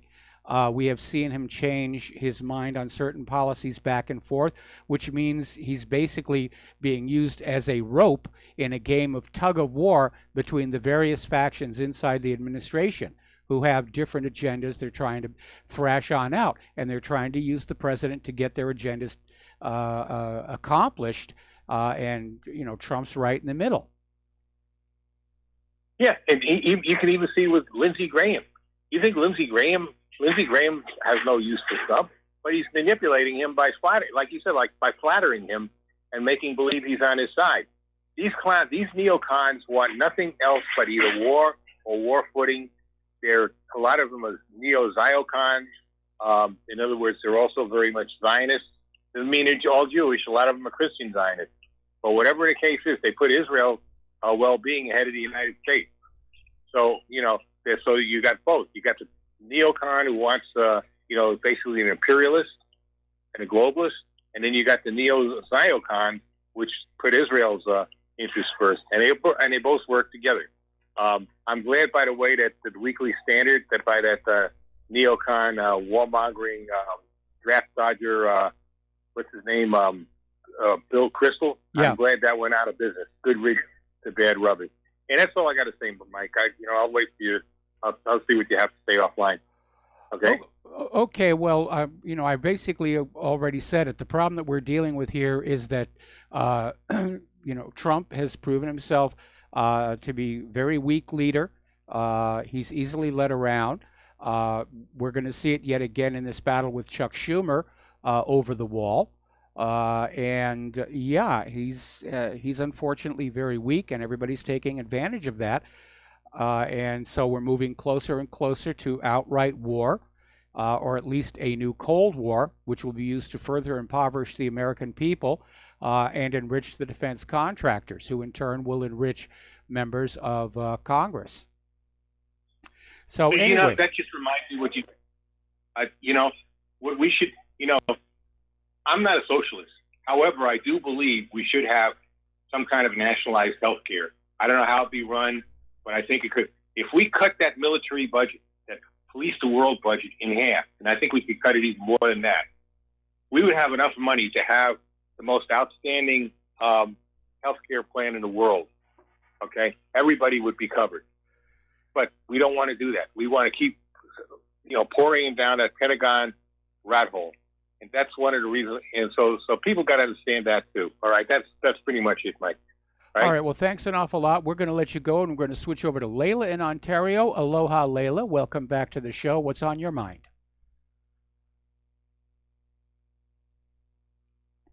Layla. Oh, she dropped. All right. Well, too bad for that. Getting on back to our domestic political news here, Lamar Alexander, who's a Republican from Tennessee, is saying that he will not run for re-election in 2020. And basically so now his Senate seat is going to be up for play in 2020 as well. So he's been a senator since 2003 and was part of the Senate Committee on Health, Education, Labor, and Pensions.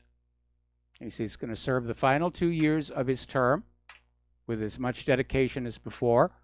but that he wants to retire. So good for him.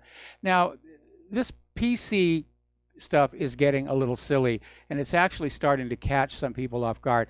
Apparently, Nancy Pelosi was discussing her and Schumer's meeting with President Trump, and she actually came out and said, Christmas present, then backed off and said, I meant holiday present. I meant holiday present. There's nothing wrong with saying Christmas present. That is, in fact, the holiday it is. Now, a lot of people are starting to get excited over the fact that a grand jury has been convened to look at evidence that explosives were used in the 9/11 false flag. And there's an interview that is on the front page of whatreallyhappened.com with Richard Gage, who's the founder of Architects and Engineers for 9/11 Truth, and Barbara Honegger, and they're out there talking about these issues. I'm sure by now you understand there is no way this government is going to allow this to go anywhere. Right now, our government is exerting a huge amount of time, money, and effort, not to mention online trolls, trying to keep a lid on all of these deceptions. Because the first time the American people twig on to just one of them, they're going to start going back and looking at everything. It almost happened with the revelation that Iraq didn't actually have nuclear weapons. But a lot of people just said, well, maybe it was just a misunderstanding or bad intelligence. But something that is overt, like a false flag 9/11 or a false flag school shooting or a false flag Boston Marathon bombing, when the American people are forced to confront that reality, they're going to just abandon everything that they have been convinced about by the corporate media and schools, and they're going to start digging. They're going to start looking. But this is a government that is in fear for its very existence right now. And they don't want to give up being the government. They make huge amounts of money. They get to lord over everybody else. And, you know, these few hundred people are masters of a population of 300 million. They think it's pretty cool. They absolutely love it. Okay, so let's talk about the economic news here for a little bit. This is over in Great Britain. And it says, why are people spending less this Christmas? Confirmation that it's not a good holiday shopping season. Latest figures from the Office of National Statistics show that wages are continuing to rise at their highest level for nearly a decade. But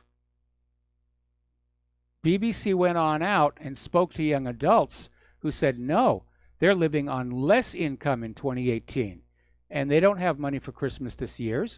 It's not just the fact that they have less money, that wages and salaries continue to go down, but they're dealing with the rising price of groceries and other essentials like energy bills thanks to inflation and the fall of the pound. And so from this we learned that, yeah, that's the reason Christmas shopping season is so bad. Nobody has any money, and the British government lies to their people about the economy just as much as the United States government lies to us. Now, as you know, the retailers are out there wringing the hands and they point the finger at online sales. Oh, they're taking our trade away. They've got the lion's share, and that's why we're suffering. Actually, no, the numbers coming in from Europe, at least, are showing that this holiday season has been a disaster for online sales as well. And they're calling it the retail apocalypse, as we have been for quite some time. And I would imagine that probably in the next week, you're going to start to see the retailers really start slashing prices for real. Not that fake that they pull in November, where they'll raise the prices slowly through the month and then put them back to normal for Black Friday. So it looks like you're gaining a deal. I think between now and Sunday, that you're going to see some real deals if you've got the money to go out and do Christmas shopping here. Now, the World Economic Forum has backtracked on its decision to bar 3 Russian businessmen from next year's meeting in Davos. Apparently, Moscow threatened to boycott the entire event entirely. Now, this is the biggest business event. Deals get made. Russia is considered a major economic power. And so the World Economic Forum has said, yes, all Russian businessmen are welcome to Davos. Over at Sears, which is one of our iconic retailers that is in bankruptcy and may well vanish after the holiday shopping season is over, the bankruptcy court has given Sears, which also owns Kmart, permission to pay up to $25 million in bonuses to their top executives and other high-ranking employees. Now, according to Hoffman Estates-based Sears Holding Corporation, the insolvent firm must give cash to high-ranking employees as a means of encouraging them to stick around during the period in which the retailers restructure itself, if it can. It says, under the circumstances, it would be understandable if many key employees are not already looking for other opportunities here. Apparently, hedge funds did not do well this year. In fact, it's looking like all three of the major stock market indicators, Dow, S&P, and hang on a second. I have to cheat, look at my iPhone. NASDAQ are down for the entire year, and they had a bad day as well. The Dow closed 507 down. At one point, it was down 600. So these are very unsettling numbers here. But the hedge fund industry is highly cyclical, and 2018 is proving to be a catastrophe for many people working in the hedge fund industry. They've been producing awful returns for the past few years, and there we are. It's time for another commercial break. We will be right back. Let's sing and shout, let our voices ring out, let them echo into next year. Celebrate, celebrate, let us celebrate, as the days pass on their way. Share the gift from above, the power of love, so that every day's Christmas. This is too good to be true, except this time it is real. 100%. No joke. How about a $25,000 membership to Front Sight Firearms Training Facility as a thank you bonus for a one-time donation to RBN of only $400? It is a Commander lifetime membership with no yearly fees or dues. The training is free for the rest of your life with over 50 different classes. Then leave it to your designated beneficiary. You provide the approved firearm, holster, ammo, eye, and ear protection. Many features and bonuses are included, more than you would ever expect or believe. This is the ultimate graduation present, wedding gift, etc., etc. See the details. Go to RBN's webpage and frontsight.com to make it happen. You will hear this offer only on this radio network. Help keep RBN alive. Tell 5. The reviews for Extendivite are amazing. Here are some from Amazon. By Christine, great for heart palpitations. By Ann, before I started using this product, every afternoon my ankles and my hands would be swollen. That doesn't happen anymore. So if that part of their advertising is true, I have to assume that the rest of it is also. Not to mention that when I had my yearly blood test, only a few weeks after beginning to use this product, my cholesterol had dropped over 30 points. I'm going to continue to take it. By Croc, I love this product. It really works. By Brad, works great, thank you. Tell us your story. Get your Extendivite today. To order, call 1-877-928-8822. That's 1-877-928-8822 or visit heartdrop.com. Extend your life with Extendovite. Homeowners, are you in foreclosure, expecting to be served with a foreclosure lawsuit, or suspect your lender has coerced you into an illegal mortgage transaction?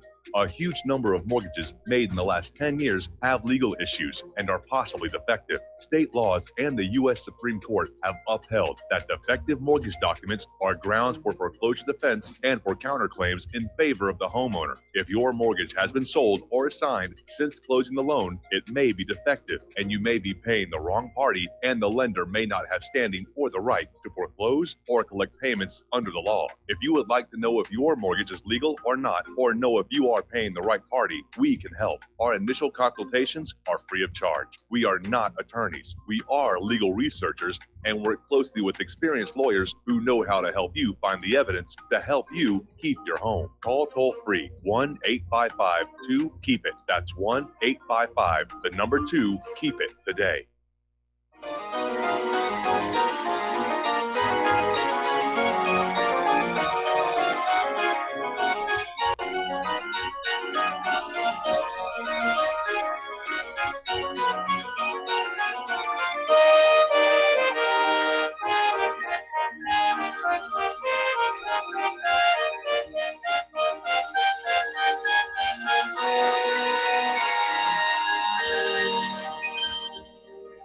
And aloha, America. Welcome back to our show. We're talking about the economy, and boy, are they in trouble over there in Illinois. Their pension shortfall has worsened to $134 billion. And it's rather interesting that this article, which came out of Zero Hedge, is saying that this is despite strong markets and increased contributions. Well, maybe they're trying to play catch up here, but the strong markets are an illusion.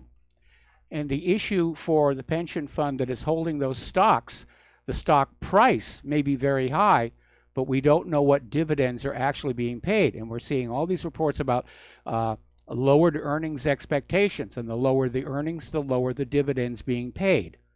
And we all know that these pensions got into trouble all the way back in 2008 with that mortgage-backed security fraud, because Wall Street's pet rating agencies rated them all AAA, which made it legal for pension funds to invest in them. Then the fraud fell apart and pensions were defunded. And they're pointing fingers in every direction, except, of course, for the money junkies on Wall Street. Over in Great Britain, Jaguar Land Rover is getting ready to let 5,000 of their people go. And it's basically, they're saying it's part of a £2.5 billion saving plan to ward off the threat from Brexit, falling sales in China, and a drop in demand for diesel cars.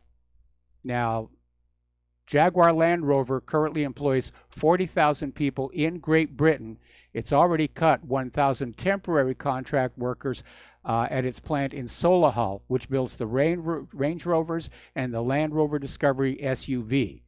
It's also reducing hours for some workers, including at its Wolverhampton factory, as part of the run-up to Christmas. So, Merry Christmas. You've got less money in your paychecks this year, or this month. Story coming out of Zero Hedge again. Apparently, banks are quietly slashing loans as they prepare for the next recession. And as a matter of fact, there was another article that just came in from one of the members saying U.S. could be in a recession by the end of December. In other words, officially entering recession within the next 2 weeks. Okay, now China is warning to prepare for an escalation of their conflict with Canada. Shades of Canadian bacon here. And now, of course, the issue is businessman Michael Spavor, who's the second Canadian citizen detained in China. And apparently he was detained because he was involved in doing business with North Korea. But actually he's been arrested for threatening national security. And China's government has made clear this is only the beginning, that Canada should expect further escalation. All right, we're going to take a break for station identification. We'll be back with hour number 3 after these few words.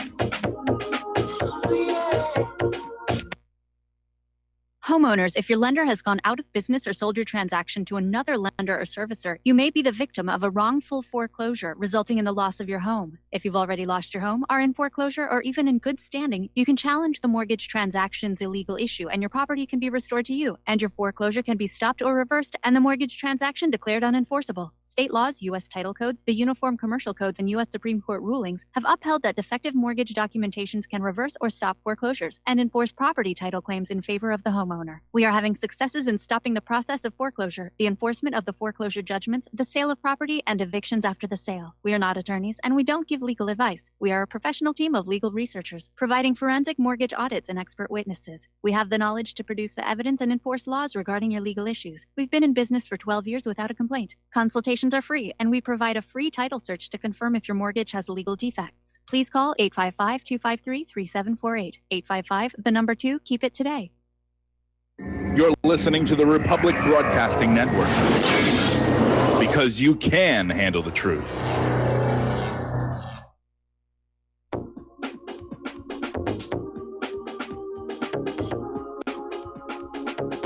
What really happened with your host, Mike Rivero, because World War III is a really bad idea.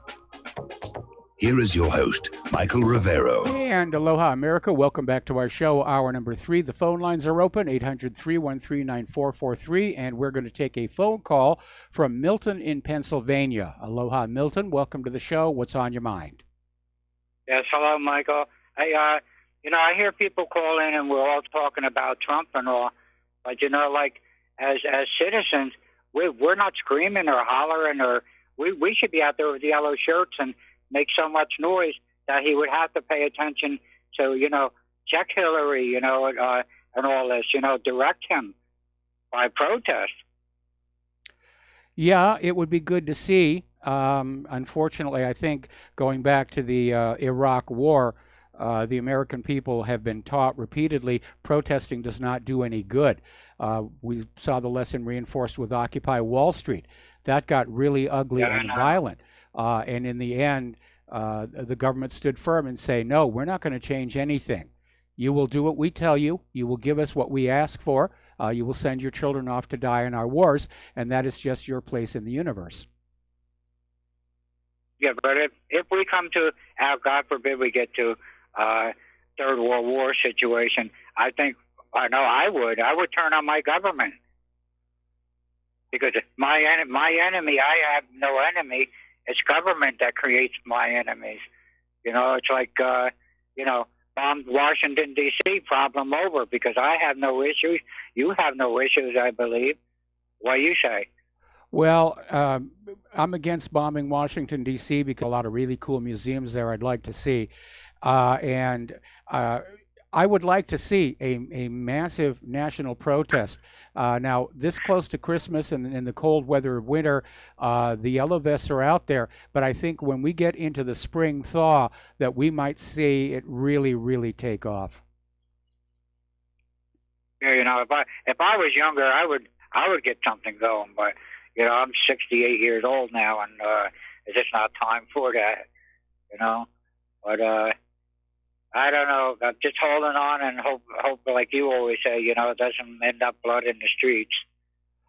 Yeah, I don't want to see that. I really don't. And again, I think the very best thing that could happen for the world and for the American people is for the American government to implode. And if you look at all the faction fighting that's going on right now, where it seems like their entire existence is all about attacking each other. And they're just neglecting the country and letting it rot on the vine. And now, of course, we're getting warnings of a major recession with the new year. It could all come apart the way the Soviet Union did. And then we would have to get together and, make sure the career politicians were put on a boat somewhere and start all over again with that Constitution and a government that's made up of representatives of the people, meaning carpenters and bricklayers and teachers and doctors and engineers, people who have jobs, who know how to make things work, as opposed to this, perpetual political elites who don't even understand that Google and Apple are two different companies. Yeah, it's true. Okay, Mike, I'll let you get on to some more important things here, but, I'm sure I speak for a lot of minds, but, yeah, we just got to see what happens, but, I really praise them people in France. They had enough gumption to get up and make a racket. Yeah, I do. I'm cheering them on, and I hope that it ends well for them. But again, at issue is the fight between nationalism and globalism, and the globalists are dug in, really deep, and they're desperate to keep their plans from falling apart because they've invested trillions of dollars and years of trying to destroy national borders and bring everybody together under one global government, one global private central bank. And they're not going to let go of that easily. Not at all. All right. Thanks a lot for the phone call. We're going to let you go. Okay. Best to you. Yes. Thanks. Bye-bye now. All right. Now, gold is flowing from west to east, according to this article, over in Goldcore. It's also flowing into the house account at Goldman Sachs, or at least the paper claims for it, in New York. In other words, people are now going to the gold depositories with their little paper gold contracts and saying, I want the contract delivered. Now, we know there's a lot of those contracts that were printed up for which there isn't actually any gold. They're leveraged something like 100 to 1, and people who bought those contracts have been persuaded to stay with them because there'll be a little cash incentive. Don't trade the paper for the gold, and we'll give you a little extra something to make you feel good about the deal. But apparently there's large amounts of physical gold have been flowing through the Shanghai markets into China.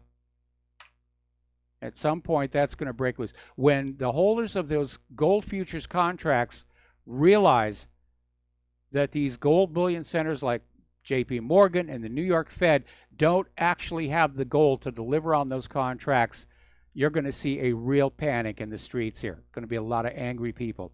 We're going to do a shout out now to our on-air affiliates who are just now rejoining the network. Speaking of Goldman Sachs, Malaysia has now filed criminal fraud charges against the company over the 1MDB scandal.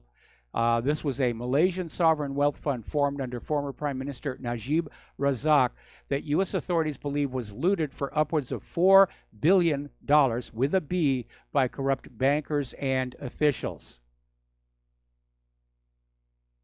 So, bad times over at Goldman Sachs here. Boy, remember when they said, we're doing God's work? Well, apparently not here. Article over at Zero Hedge on how the quantitative easing campaign by the European Central Bank is basically failing. And the main reason why is that it started from a wrong diagnosis of the Eurozone's problem. The European problem was a demand and liquidity issue, not due to years of excess.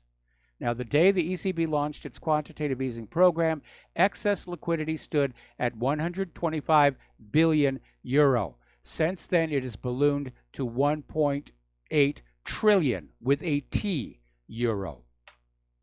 So they really missed that one up. The U.S. student loan debt sets a new record, doubling since the recession of 2008. It's now at $1.4 trillion. And a lot of these people just can't pay it. All right, we're going to take another phone call. Don in the Philippines, aloha. Welcome to the show. What's on your mind? Hello, I'm Mike. Yes, you were talking about Trump. Yeah, the thing is, he's just basically, he's weak. He gets on his Twitter and tweets, but that's ridiculous. I mean, he's the president. He could actually do stuff. And the thing about it is, I don't think very many people foresaw. Some people did, I guess. Some people from the very beginning, when he got elected, they were saying, well, he's just going to be basically a puppet, and Pence will run it, or these other advisors will run it. But I never did believe that because I figured he would. He had nothing to lose. Basically, he was a businessman coming in. I figured he'd just do exactly what he wanted to, but instead, I still don't know the whole. I think he's just afraid that he will get killed if he tries to do something. Well, you know, he's also he's clearly pro-Israel. He's clearly in debt to Sheldon Adelson, who was a major donor, not just to Trump, but the GOP as a whole back in 2016. And, you know, this illustrates the reason why there used to be limits on campaign donations to prevent the wealthy from simply buying the government for themselves. But that's all gone away. And that's why they don't pay attention to the American people anymore. They don't bother with grassroots fundraising. They just go right to the billionaires and say, I will do with the country what you tell me to do if you will give me the money to become a representative, a senator, or sit in the White House. And that's really what it's been. And a lot of that money gets spent on massive election fraud. And sometimes it works, sometimes it doesn't, as we saw back in 2016. There were indications of massive election fraud in 2016 on the part of the Democrats. First against Bernie Sanders, and then against Donald Trump. And I'm very angry that Donald Trump has dropped the ball on cleaning up our election system. One good thing about Bernie Sanders was he did go to the people and ask for money, and he wanted small donations, and was not taking any, as far as I know, correct me if I'm wrong, he was not taking any corporate donations. He took donations from people like me, and I donated $9 to Bernie Sanders as the only politician I ever gave any money to. Probably will be the last one too. But that was a great thing that he did there. And then he got robbed. He couldn't beat the system. Yeah, he got robbed. Yeah. Okay, I'm going to let you go, Mike. Thanks a lot. All right, thanks an awful lot. We're going to let you go. Thank you for the phone call. Now, given that we are 2 weeks away from the new year, this is the time of year when people who don't have smartphones or tablets or laptops are buying paper calendars. And over in Japan, a rather interesting phenomenon has shown up because over in Japan, they have calendars with the Japanese stars all over them. But right now, the top seller calendar features Vladimir Putin. Now that is interesting. All right, little bit of a look back in history about colonialism and how you get lied to. The story has been told in Britain that the colonization of India, which was pretty horrible, was not of any major economic benefit to Britain itself. In fact, Britain was losing money. The reason the empire was sustained for so long and controlled India for so long was a gesture of Britain's benevolence because those Indian people really didn't know how to run their own country. Well, apparently there's new research by economist Utse Patnaik and just published by Columbia University Press that absolutely destroys this narrative. Drawing on nearly 2 centuries of detailed data on tax and trade, Patnaik concluded that Britain drained a total of nearly 45 trillion with a T dollars from India between 1765 and 1938. Countries do not colonize other countries for benevolence. They colonize it to loot their wealth. Getting on over to Great Britain, Theresa May is stamping her heels and apparently flushed with success of surviving her no-confidence vote, and is delivering an ultimatum to Parliament saying it's either my deal or no deal. And she's out there saying that this idea of a second referendum would cause irreparable damage to the country. It probably would. Meanwhile, Tony Blair is still out there, you know, he's on a mission to Brussels. He's pushing for a second referendum. And Dominic Lawson is out there saying, who the heck does he think he is? Right now, he's basically a private citizen. He's not an official representative of Great Britain. and he's got a bad reputation following the Iraq War. A recent poll showed only 2% of the British population have a favorable opinion of Mr. Blair.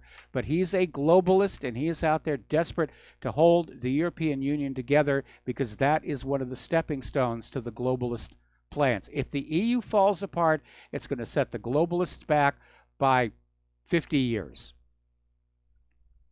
Now, Brussels is getting ready to deal with a no-deal Brexit, and they're starting to make contingency plans covering up to 13 areas that will be plunged into chaos if Britain leaves the bloc without a deal. And apparently the plans will include an offer to Britain to ensure both parties' planes can continue to land and take off in each other's airports. The Brussels offer would only be made under the same strict reciprocal terms offered as part of a bid to keep Great Britain off the bloc's visa-required list of third countries. So I'm sure Parliament is going to tell Theresa May it's no deal. It's a terrible deal. Everybody who's looked at it said, Theresa May, who is a globalist and a Remainer, she was never shy about that, it's just a pander to everything the European Union wants. It's a Brexit in name only, and Parliament doesn't want it. The British people certainly don't want it. And the reason the EU is scrambling to make new arrangements is because if there's a British Brexit crash out, it could drive the EU into a major recession.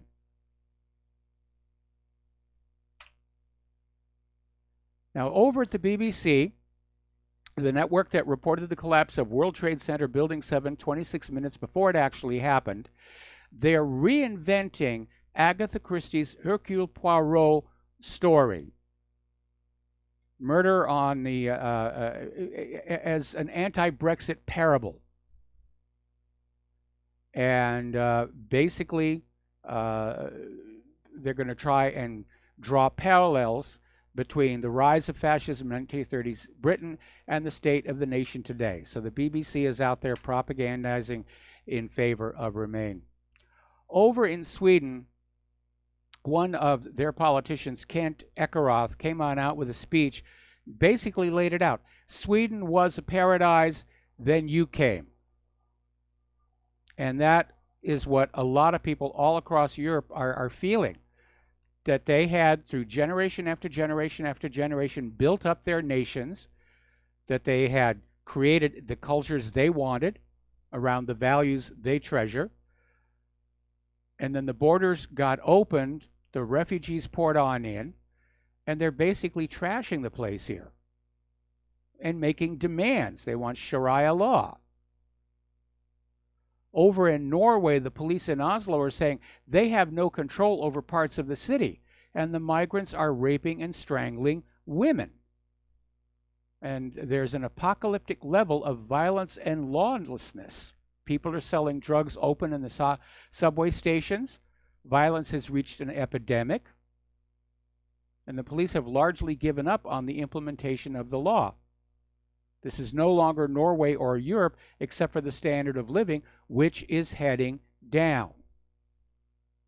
Now, 5 years ago, Afton Post, which is a pro-Islamic newspaper in Oslo, said there was a Sharia zone in that city, and gay couples are attacking and terrorizing those areas.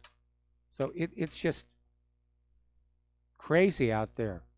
Over in Brussels, there's a massive protest against the United Nations Migration Pact. This is the one that says that migration is a natural human right that sovereign states cannot interfere with. And it was originally presented as a symbolic gesture that, it was only going to be binding on those nations that agreed to sign it. Now it's come on out that it's not symbolic, it's an absolute. And if it passes, the UN says it applies to every single country. Doesn't matter if they sign it or not.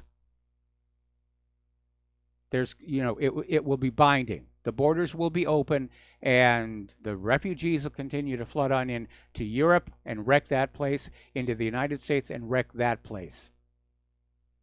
So it's this huge, huge protest, water cannons firecrackers being thrown by the protesters. The Brussels police are literally gassing their own people with tear gas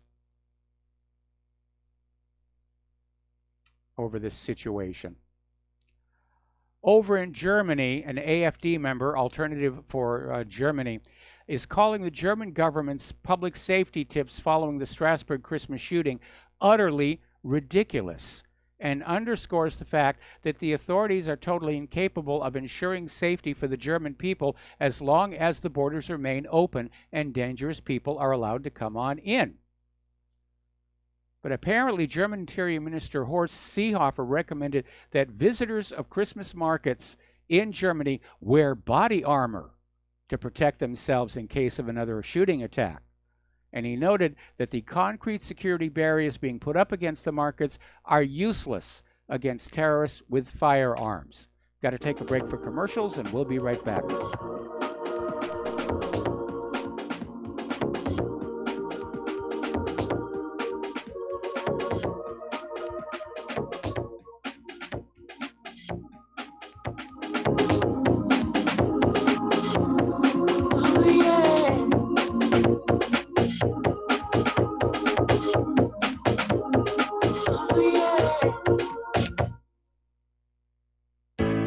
Many people write us about their experience with Extendivite.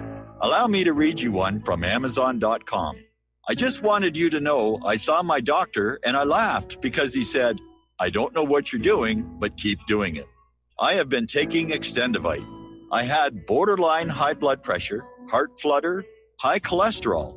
I changed my diet and included Extendivite with an amazing turnaround for the better.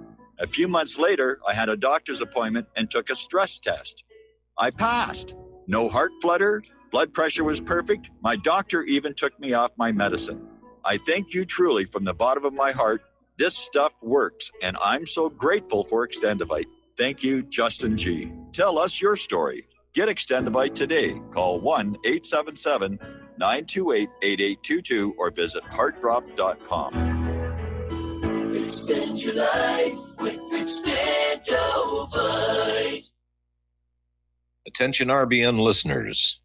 Dr. Ignatius Piazza, founder of Frontsight Firearms Training, and Fate have come together to allow RBN to run another fundraiser till the end of the year. We didn't really expect this opportunity, but thankfully it's here and running as you hear this. We've set a goal of 500 donations by the end of the year, which averages around 6 per day, 7 days a week. When you realize all the folks listening to RBN all hours of the day and night, we think our goal is realistic and extremely critical to keep RBN on the air. If everybody listening will seriously assess their ability with firearms and then take advantage of this opportunity, we feel our goal is very conservative. Please take the time to look over Frontsight's website to get an idea of an amazing facility and the world-class training that's going on there. If this interests you, you likely will have like-minded friends that would like to know. Tell them. If for some reason some listeners are not personally interested, consider sons and daughters, close friends, nieces or nephews, top valued employees, inform club members, share the opportunity with police and fire departments. It's not too early to plan Christmas presents for special people. This fundraiser has come at an extremely critical time for RBN because the dire need for equipment upgrades. We're running on the spare tire currently with no money to fix a flat, and the fuel gauge is bouncing on E. This is one of the most valuable ways you can help RBN financially because you get Commander lifetime membership value that is 50 times your donation and can be passed on forever. How many times during life do you get to leave a legacy? See more details and contact info on our webpage, republicbroadcasting.org, and thank you.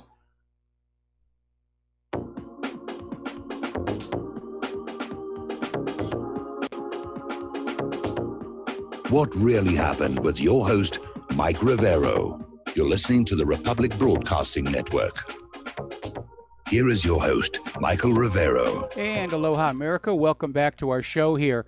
And we're talking about Brexit and Brussels is clearly not wanting them to go. So the European Union's High Representative for Foreign Affairs and Security Policy, Federica Mogherini, has declared that no EU member state is big enough to pursue their own national interests, which is a silly comment to make because prior to the formation of the EU, every one of those nations was big enough to pursue their own national interests. But they're coming out with a statement. This is a pointed warning to the United Kingdom and any country thinking of following them out of the bloc. Went on to say, I think we all agree that no single European country can respond effectively to any of the challenges of our times. And I think we agree that we, the European Union, have a responsibility to embrace our role as a global power, which is only going to fuel those who are seeing the EU as effectively duplicating the rise of the Nazis here. Meanwhile, his Popeness is out there saying the Western world has a moral responsibility to let in more migrants. Said this last Thursday. And this year, it is 70 years since the globalist organization that is the UN adopted the Universal Declaration of Human Rights.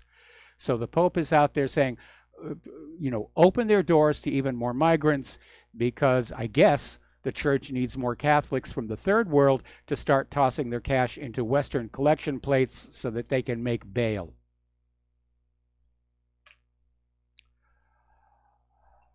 Getting on over to Donald Trump and his wall. Everyone's talking about a shutdown. It's been dominating the headlines here on Fox News for the last couple of hours. Trump is holding out for the wall, and this partial government shutdown is set to hit just in time for Christmas.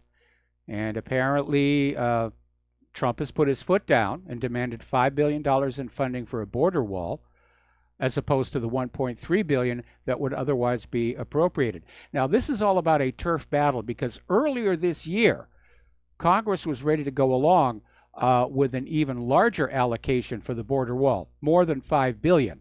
But this is now all about who's going to be tougher, if it's going to be Nancy Pelosi or Chuck Schumer. And it's about, who's going to win.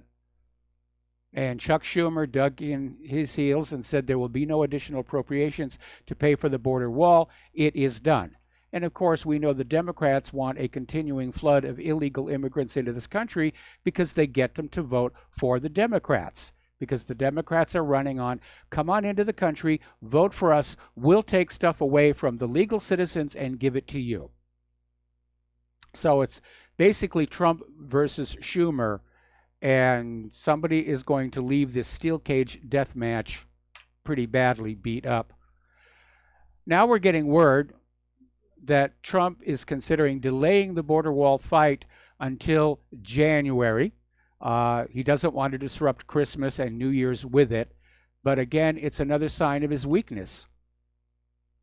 He should have just hammered that thing home here and just say, there'll be a shutdown. That he's not going to sign any budget bill that doesn't have his $5 billion. Now, down on the southern border here, there's this Honduran man named Alfonso Guerrero. This was the guy who demanded $50,000 for each one of the migrants to turn around and go home. Apparently, a group of them actually marched to the U.S. consulate in Tijuana demanding the money. Well, Alfonso has been arrested by Mexican authorities and is accused of terrorism. Apparently, he's linked to an attack on 6 American soldiers in a restaurant in Honduras in 1987. So he's in a little bit of a trouble there. Now, a Tijuana City Councilman is describing the scope of the caravan crime. Robberies galore, house break-ins, filth and garbage, 280 arrests and counting. And the Democrats want to let these people into the country. Now, up in New Jersey, something very bizarre has happened. Apparently, back on November 29th, New Jersey Attorney General Gerber Graywai issued a directive turning the Garden State into a sanctuary state. Now, the New Jersey Attorney General, unlike those of most states, is appointed by the governor, in this case, Governor Phil Murphy. So this appears to be the first case of a state being turned into a sanctuary state for illegal aliens by the unilateral executive action of a non-elected official. Okay. Remember those little pussy hats, the Women's March? Apparently, they're now under attack. Tablet Magazine has published an expose revealing the group's anti-Semitic origins, along with highly questionable finances, reported 2 weeks ago by the Daily Beast. All right, more about this when we come back from this commercial break.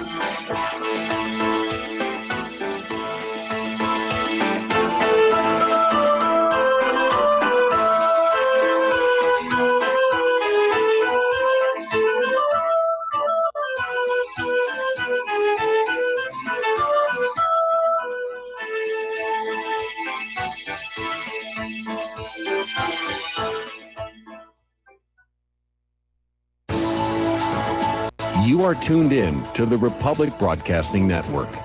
Visit our website by going to republicbroadcasting.org.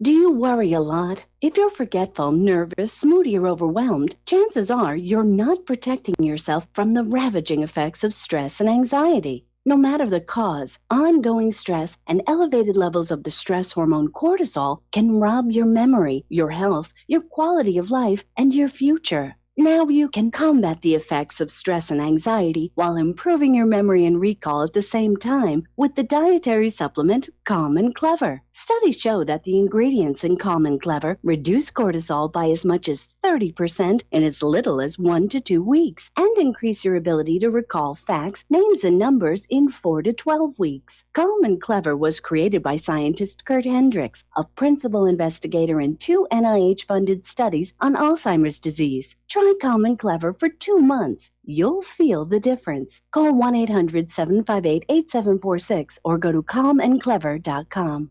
Corporate media dominates the American opinion. Finding independent voices that counter this avalanche is becoming increasingly difficult. With the endless corruption running rampant throughout our government, independent voices are needed more than ever to battle the offensive against our freedoms and liberties. As a listener of RBN, no one understands this concept better than you. Now it's up to you to do your part.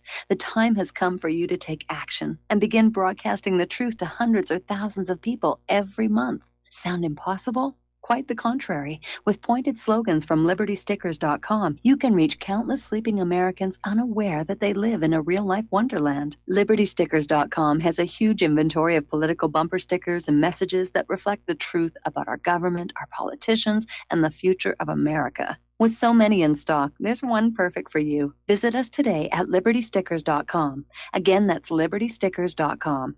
Do your part. Your voice is important. Let it be heard.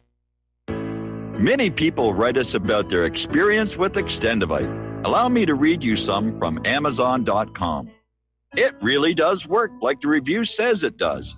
I cannot believe that after the first few days, I didn't feel as sluggish or clogged up. It has had a profound impact on my physical, emotional well-being. I'm skeptical as most people about products and their claims, and I never write reviews, but this is a wonderful product and I recommend it to everyone. Great product. It has brought my blood pressure from the mid-150s over the 80s to the mid-130s over mid-80s, along with diet and exercise in just the past couple of months. Excellent. Thank you, David. Tell us your story. Get Extendivite today. Call 1-877-928-8822 or visit heartdrop.com. Extend your life with Extendivite.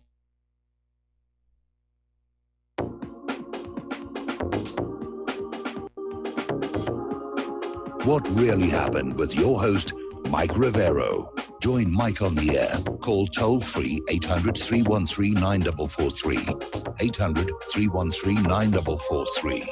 And aloha, America. Welcome back to our show. And we're talking about this story where Tablet Magazine is throwing the label anti-Semitic at the Women's March, the women who have those little odd pussy hats. And apparently, according to Tablet, the Women's March co-chairs Tamika Mallory and Carmen Perez made anti-Semitic remarks in 2016 at one of the organization's first meetings, and declared the organization was in support of Black women, Native women, poor women, immigrant women, Muslim women, and queer and trans women, but did not mention anything about Jewish women. Oh, horror of horrors here.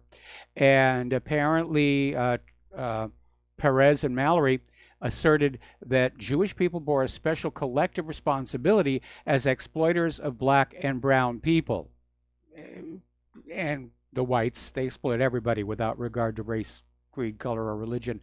And apparently they also claimed Jews are proven to have been leaders of the American slave trade. Well, yeah, that actually is history. They were major players. They made a huge amount of money off that slave trade. And apparently Tablet is also upset there are no Jewish women on the board of directors of the Women's March, and apparently most of the Jewish people have already resigned and left. Well, I think the Women's March is perfectly valid in its observations, but anytime you say anything about Israel or the Jews, oh, you're an anti-Semite, you're an anti-Semite, that's wearing out. We're seeing more and more polls where the American people are less willing to support Israel. They're starting to take more of a look at what Israel has been doing, what its behavior is, what its actions are. And they're not falling for that old thing about, oh, you can't say anything bad about Israel. It's anti-Semitic here.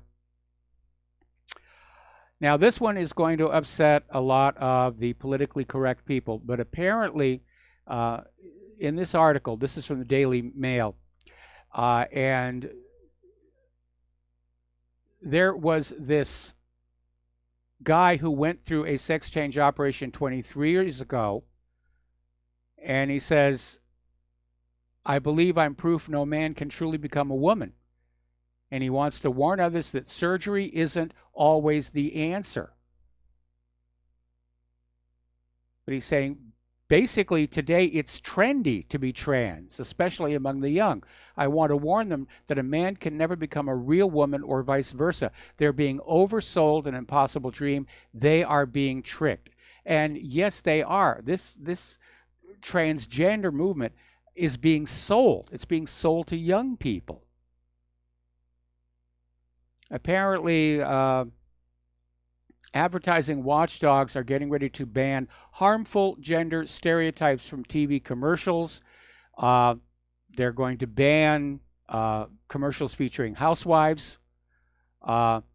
And this one is probably good as well. I don't know if you've noticed this, but ever since the feminist revolution of the 1990s, commercials are now always smart, clever women dealing with lazy, useless, and dumb men. And this watchdog is saying that has to stop as well. And I'm in agreement with that one. Now, here's where, once again, Christmas is under attack. Apparently, somebody did a survey and found out a large number of people think Santa should be female or at least gender neutral. And apparently 19% of U.S. respondents said the patriarch of Christmas should be identified neither as male nor female. 10% said a woman should fill the role. And has anyone asked Mrs. Claus how she would feel about that? Now, this is where it gets really into the twilight zone. This is from the Daily Mail.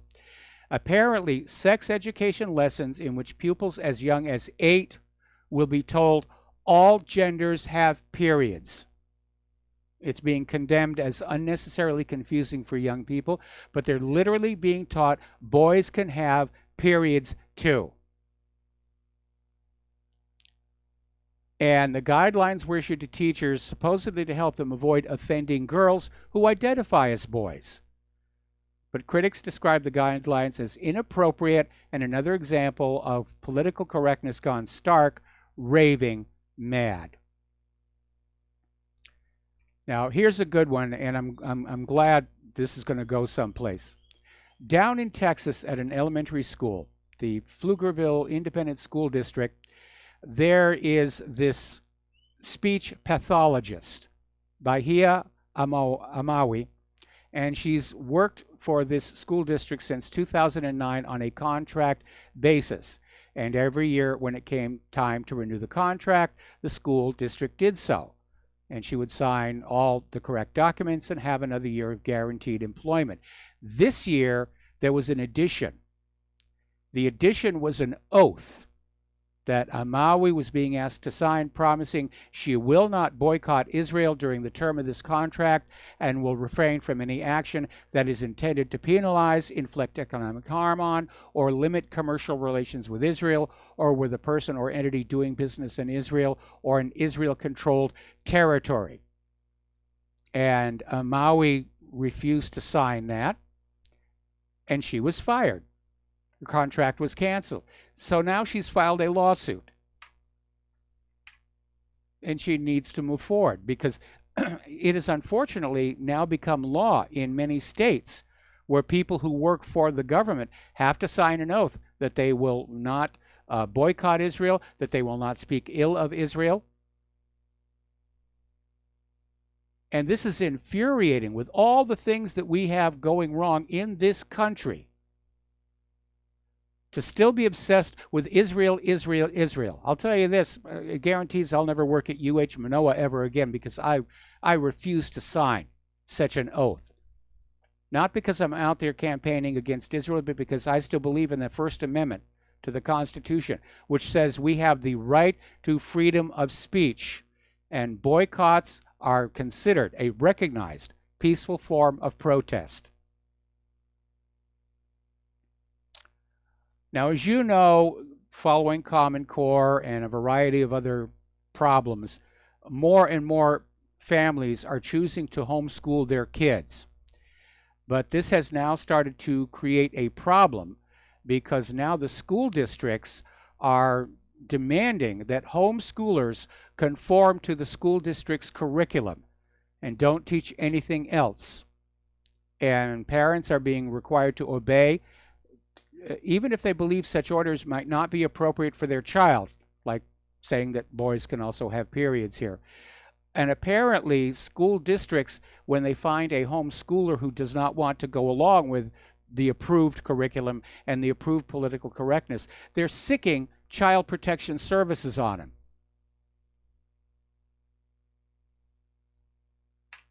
All right, we're going to take a phone call. Jim in New York. Aloha. Welcome to the show. What's on your mind? Oh, hey, Mike. I heard a funny comment about French protests. Someone said that Putin should bomb France to stop Macron from gassing his own people. Did you hear that comment? No, I had not. It's pretty fun. No, but the way when Trump sent in the Tomahawks to prevent Assad from gassing his own people. Yeah, I could see that. But, Assad was accused of using lethal gas and Macron is just using tear gas. We don't know what was in that other weapon, the one that was rendering people unconscious just by skin contact. But I can understand the humor in that statement. Yeah, I was also calling the guy in Charlottesville, James Fields. Did you hear about him? No. He was sentenced to. He was the one who was driving the Dodge Charger. Oh, yes. He was sentenced to life in prison plus 419 years. So, that's. But with time off for good behavior, he could be out in 200. But he, at best, that should be a negligent manslaughter. I mean, that's not first-degree murder. I think the guy was in fear for his life, to be honest. Yeah, I And mean, all there these was Antifa people. one guy that testified for the defense who admitted he was Antifa, and that he was brandishing a gun at this guy before he took off. Yeah, that's terrible.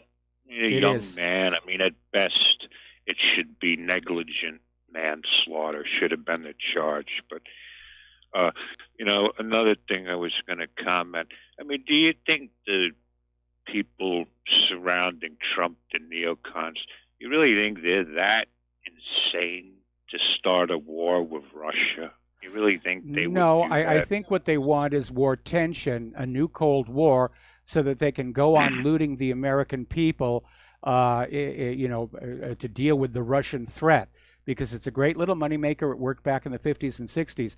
My concern is that a mistake by one of the field commanders, or even worse, bad software in some of these automated weapon systems, could take the Cold War into being a hot war very, very quickly. Although from what we're hearing coming out of Ukraine, it looks like the shooting could really start in the next week.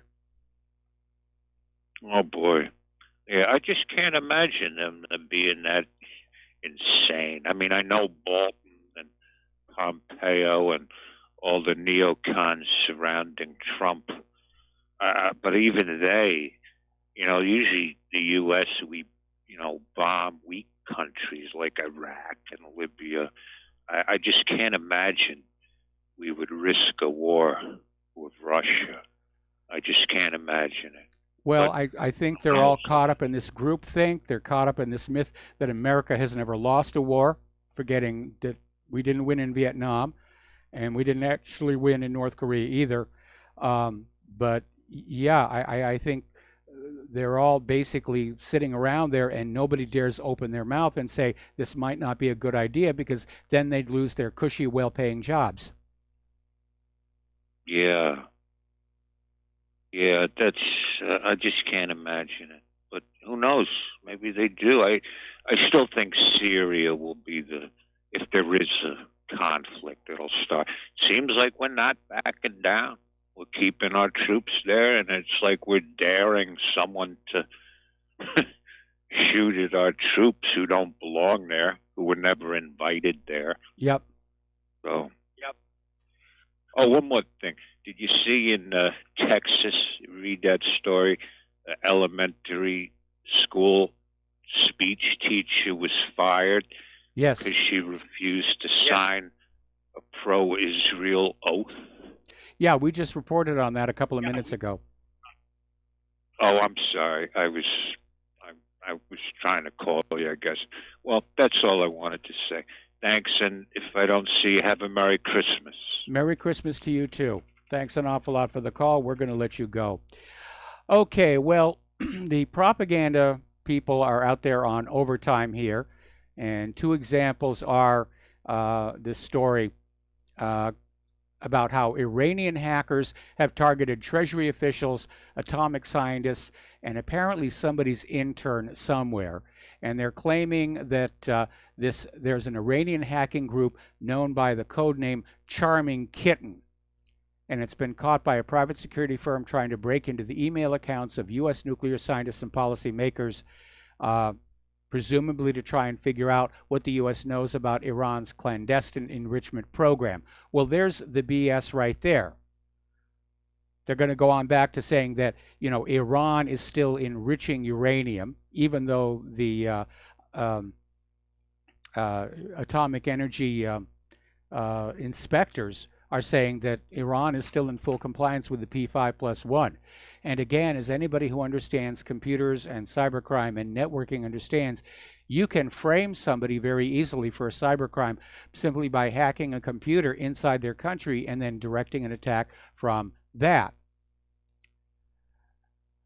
Now,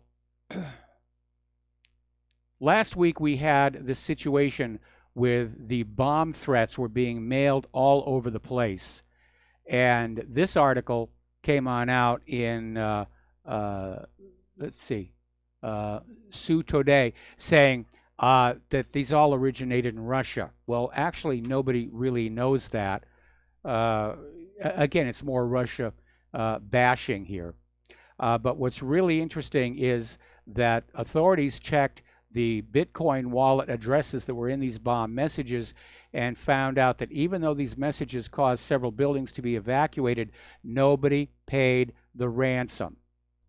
And so now the same scammers appear to be back with a new one. Send us the money for Bitcoin or we'll throw acid in your face when you go outside your home. And by the way, everybody thinks these are the same people who are out there with that one saying, we've planted malware on your computer. We have videos of you in an embarrassing situation while you're watching porn. Send money to the Bitcoin address. So a lot of scammers out there. Just a huge number of scammers out there. Okay, apparently Samsung's Galaxy S10 will launch on February 20th and will cost $1,765. I think Samsung is in competition with Apple over who can produce the most outrageously expensive cell phone. Okay, another caller on the line, White Rose in Colorado. Aloha, welcome to the show. What's on your mind? Hey, Michael, thanks for taking my call. I just can't believe Trump's allowing these two guys, Pompeo and Bolton, to open their mouth in public. They make not only him, but everybody in this country look like a bunch of idiots with their stupidity. Yes. Don't you think? You know what else? A little aside here. A little. You know what? Michael, Mikhail means? Not really. Michael means leader's son. Okay. Well, Michael's son, the leader's son. Michael, row your boat ashore. Yeah. Hallelujah. That one I knew. Well, thanks for taking my call, and yeah, I just can't believe these guys. Every time they open their mouth, they make me want to vomit. Yeah, well, I resist that urge because I can't afford to buy a new keyboard right now. Anyway, White Rose, got to let you go here. Okay, Got to take a break for commercials. Yeah, adios. Have a good one. All right, Merry Christmas. We'll be back with our show's last segment today after these few words.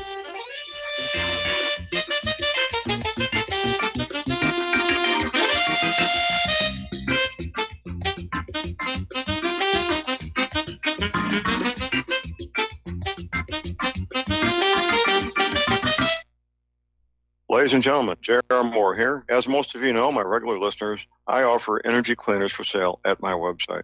If you don't have a clue what I'm talking about, go to my website, thelibertyman.com, educate yourself about these marvelous healing devices. We focus on pain mitigation and getting a great night's sleep. Arthritis pain, joint pain, back pain, doesn't matter. Keep in mind, I offer from me to you personally a 30-day money-back guarantee. That's what I do. Energy cleaners, $285, shipping included to American zip codes. You can educate yourself all about the energy cleaner right there at my website, the patent application, the wonderful testimonials. Be sure and check out the factory-made fitted mattress pads to go with the energy cleaner. Now, I offer from me to you personally a 30-day money-back guarantee. That's what I do.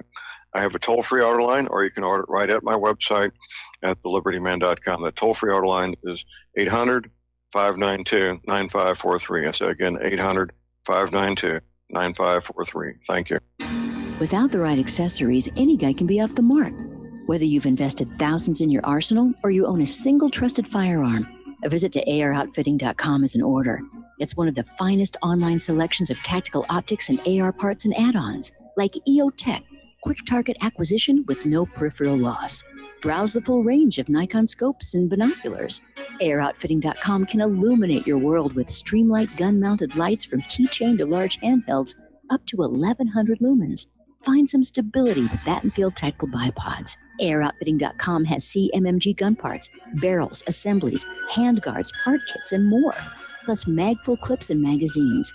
I know I've got you excited, so take a breath. Head to AROutfitting.com. The site's super easy to navigate and features a ton of technical info, including links to manuals. We also welcome vendor and manufacturer inquiries. Remember, if you don't see it, we can get it at AROutfitting.com.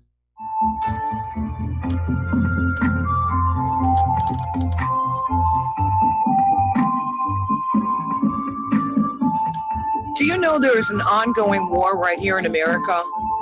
Are you aware that U.S. citizens have been classified as enemies of the state since 1933? Have you recognized that our entire government is really a vast network of interlocking corporations engaged in commerce? Look up Title 28, Section 3002. Tune in to In Defense of Humanity on Saturday nights at 7 p.m. Central Time. Find out what's really going on and learn how to protect yourself and your family as flesh and blood men and women living in a corporate reality.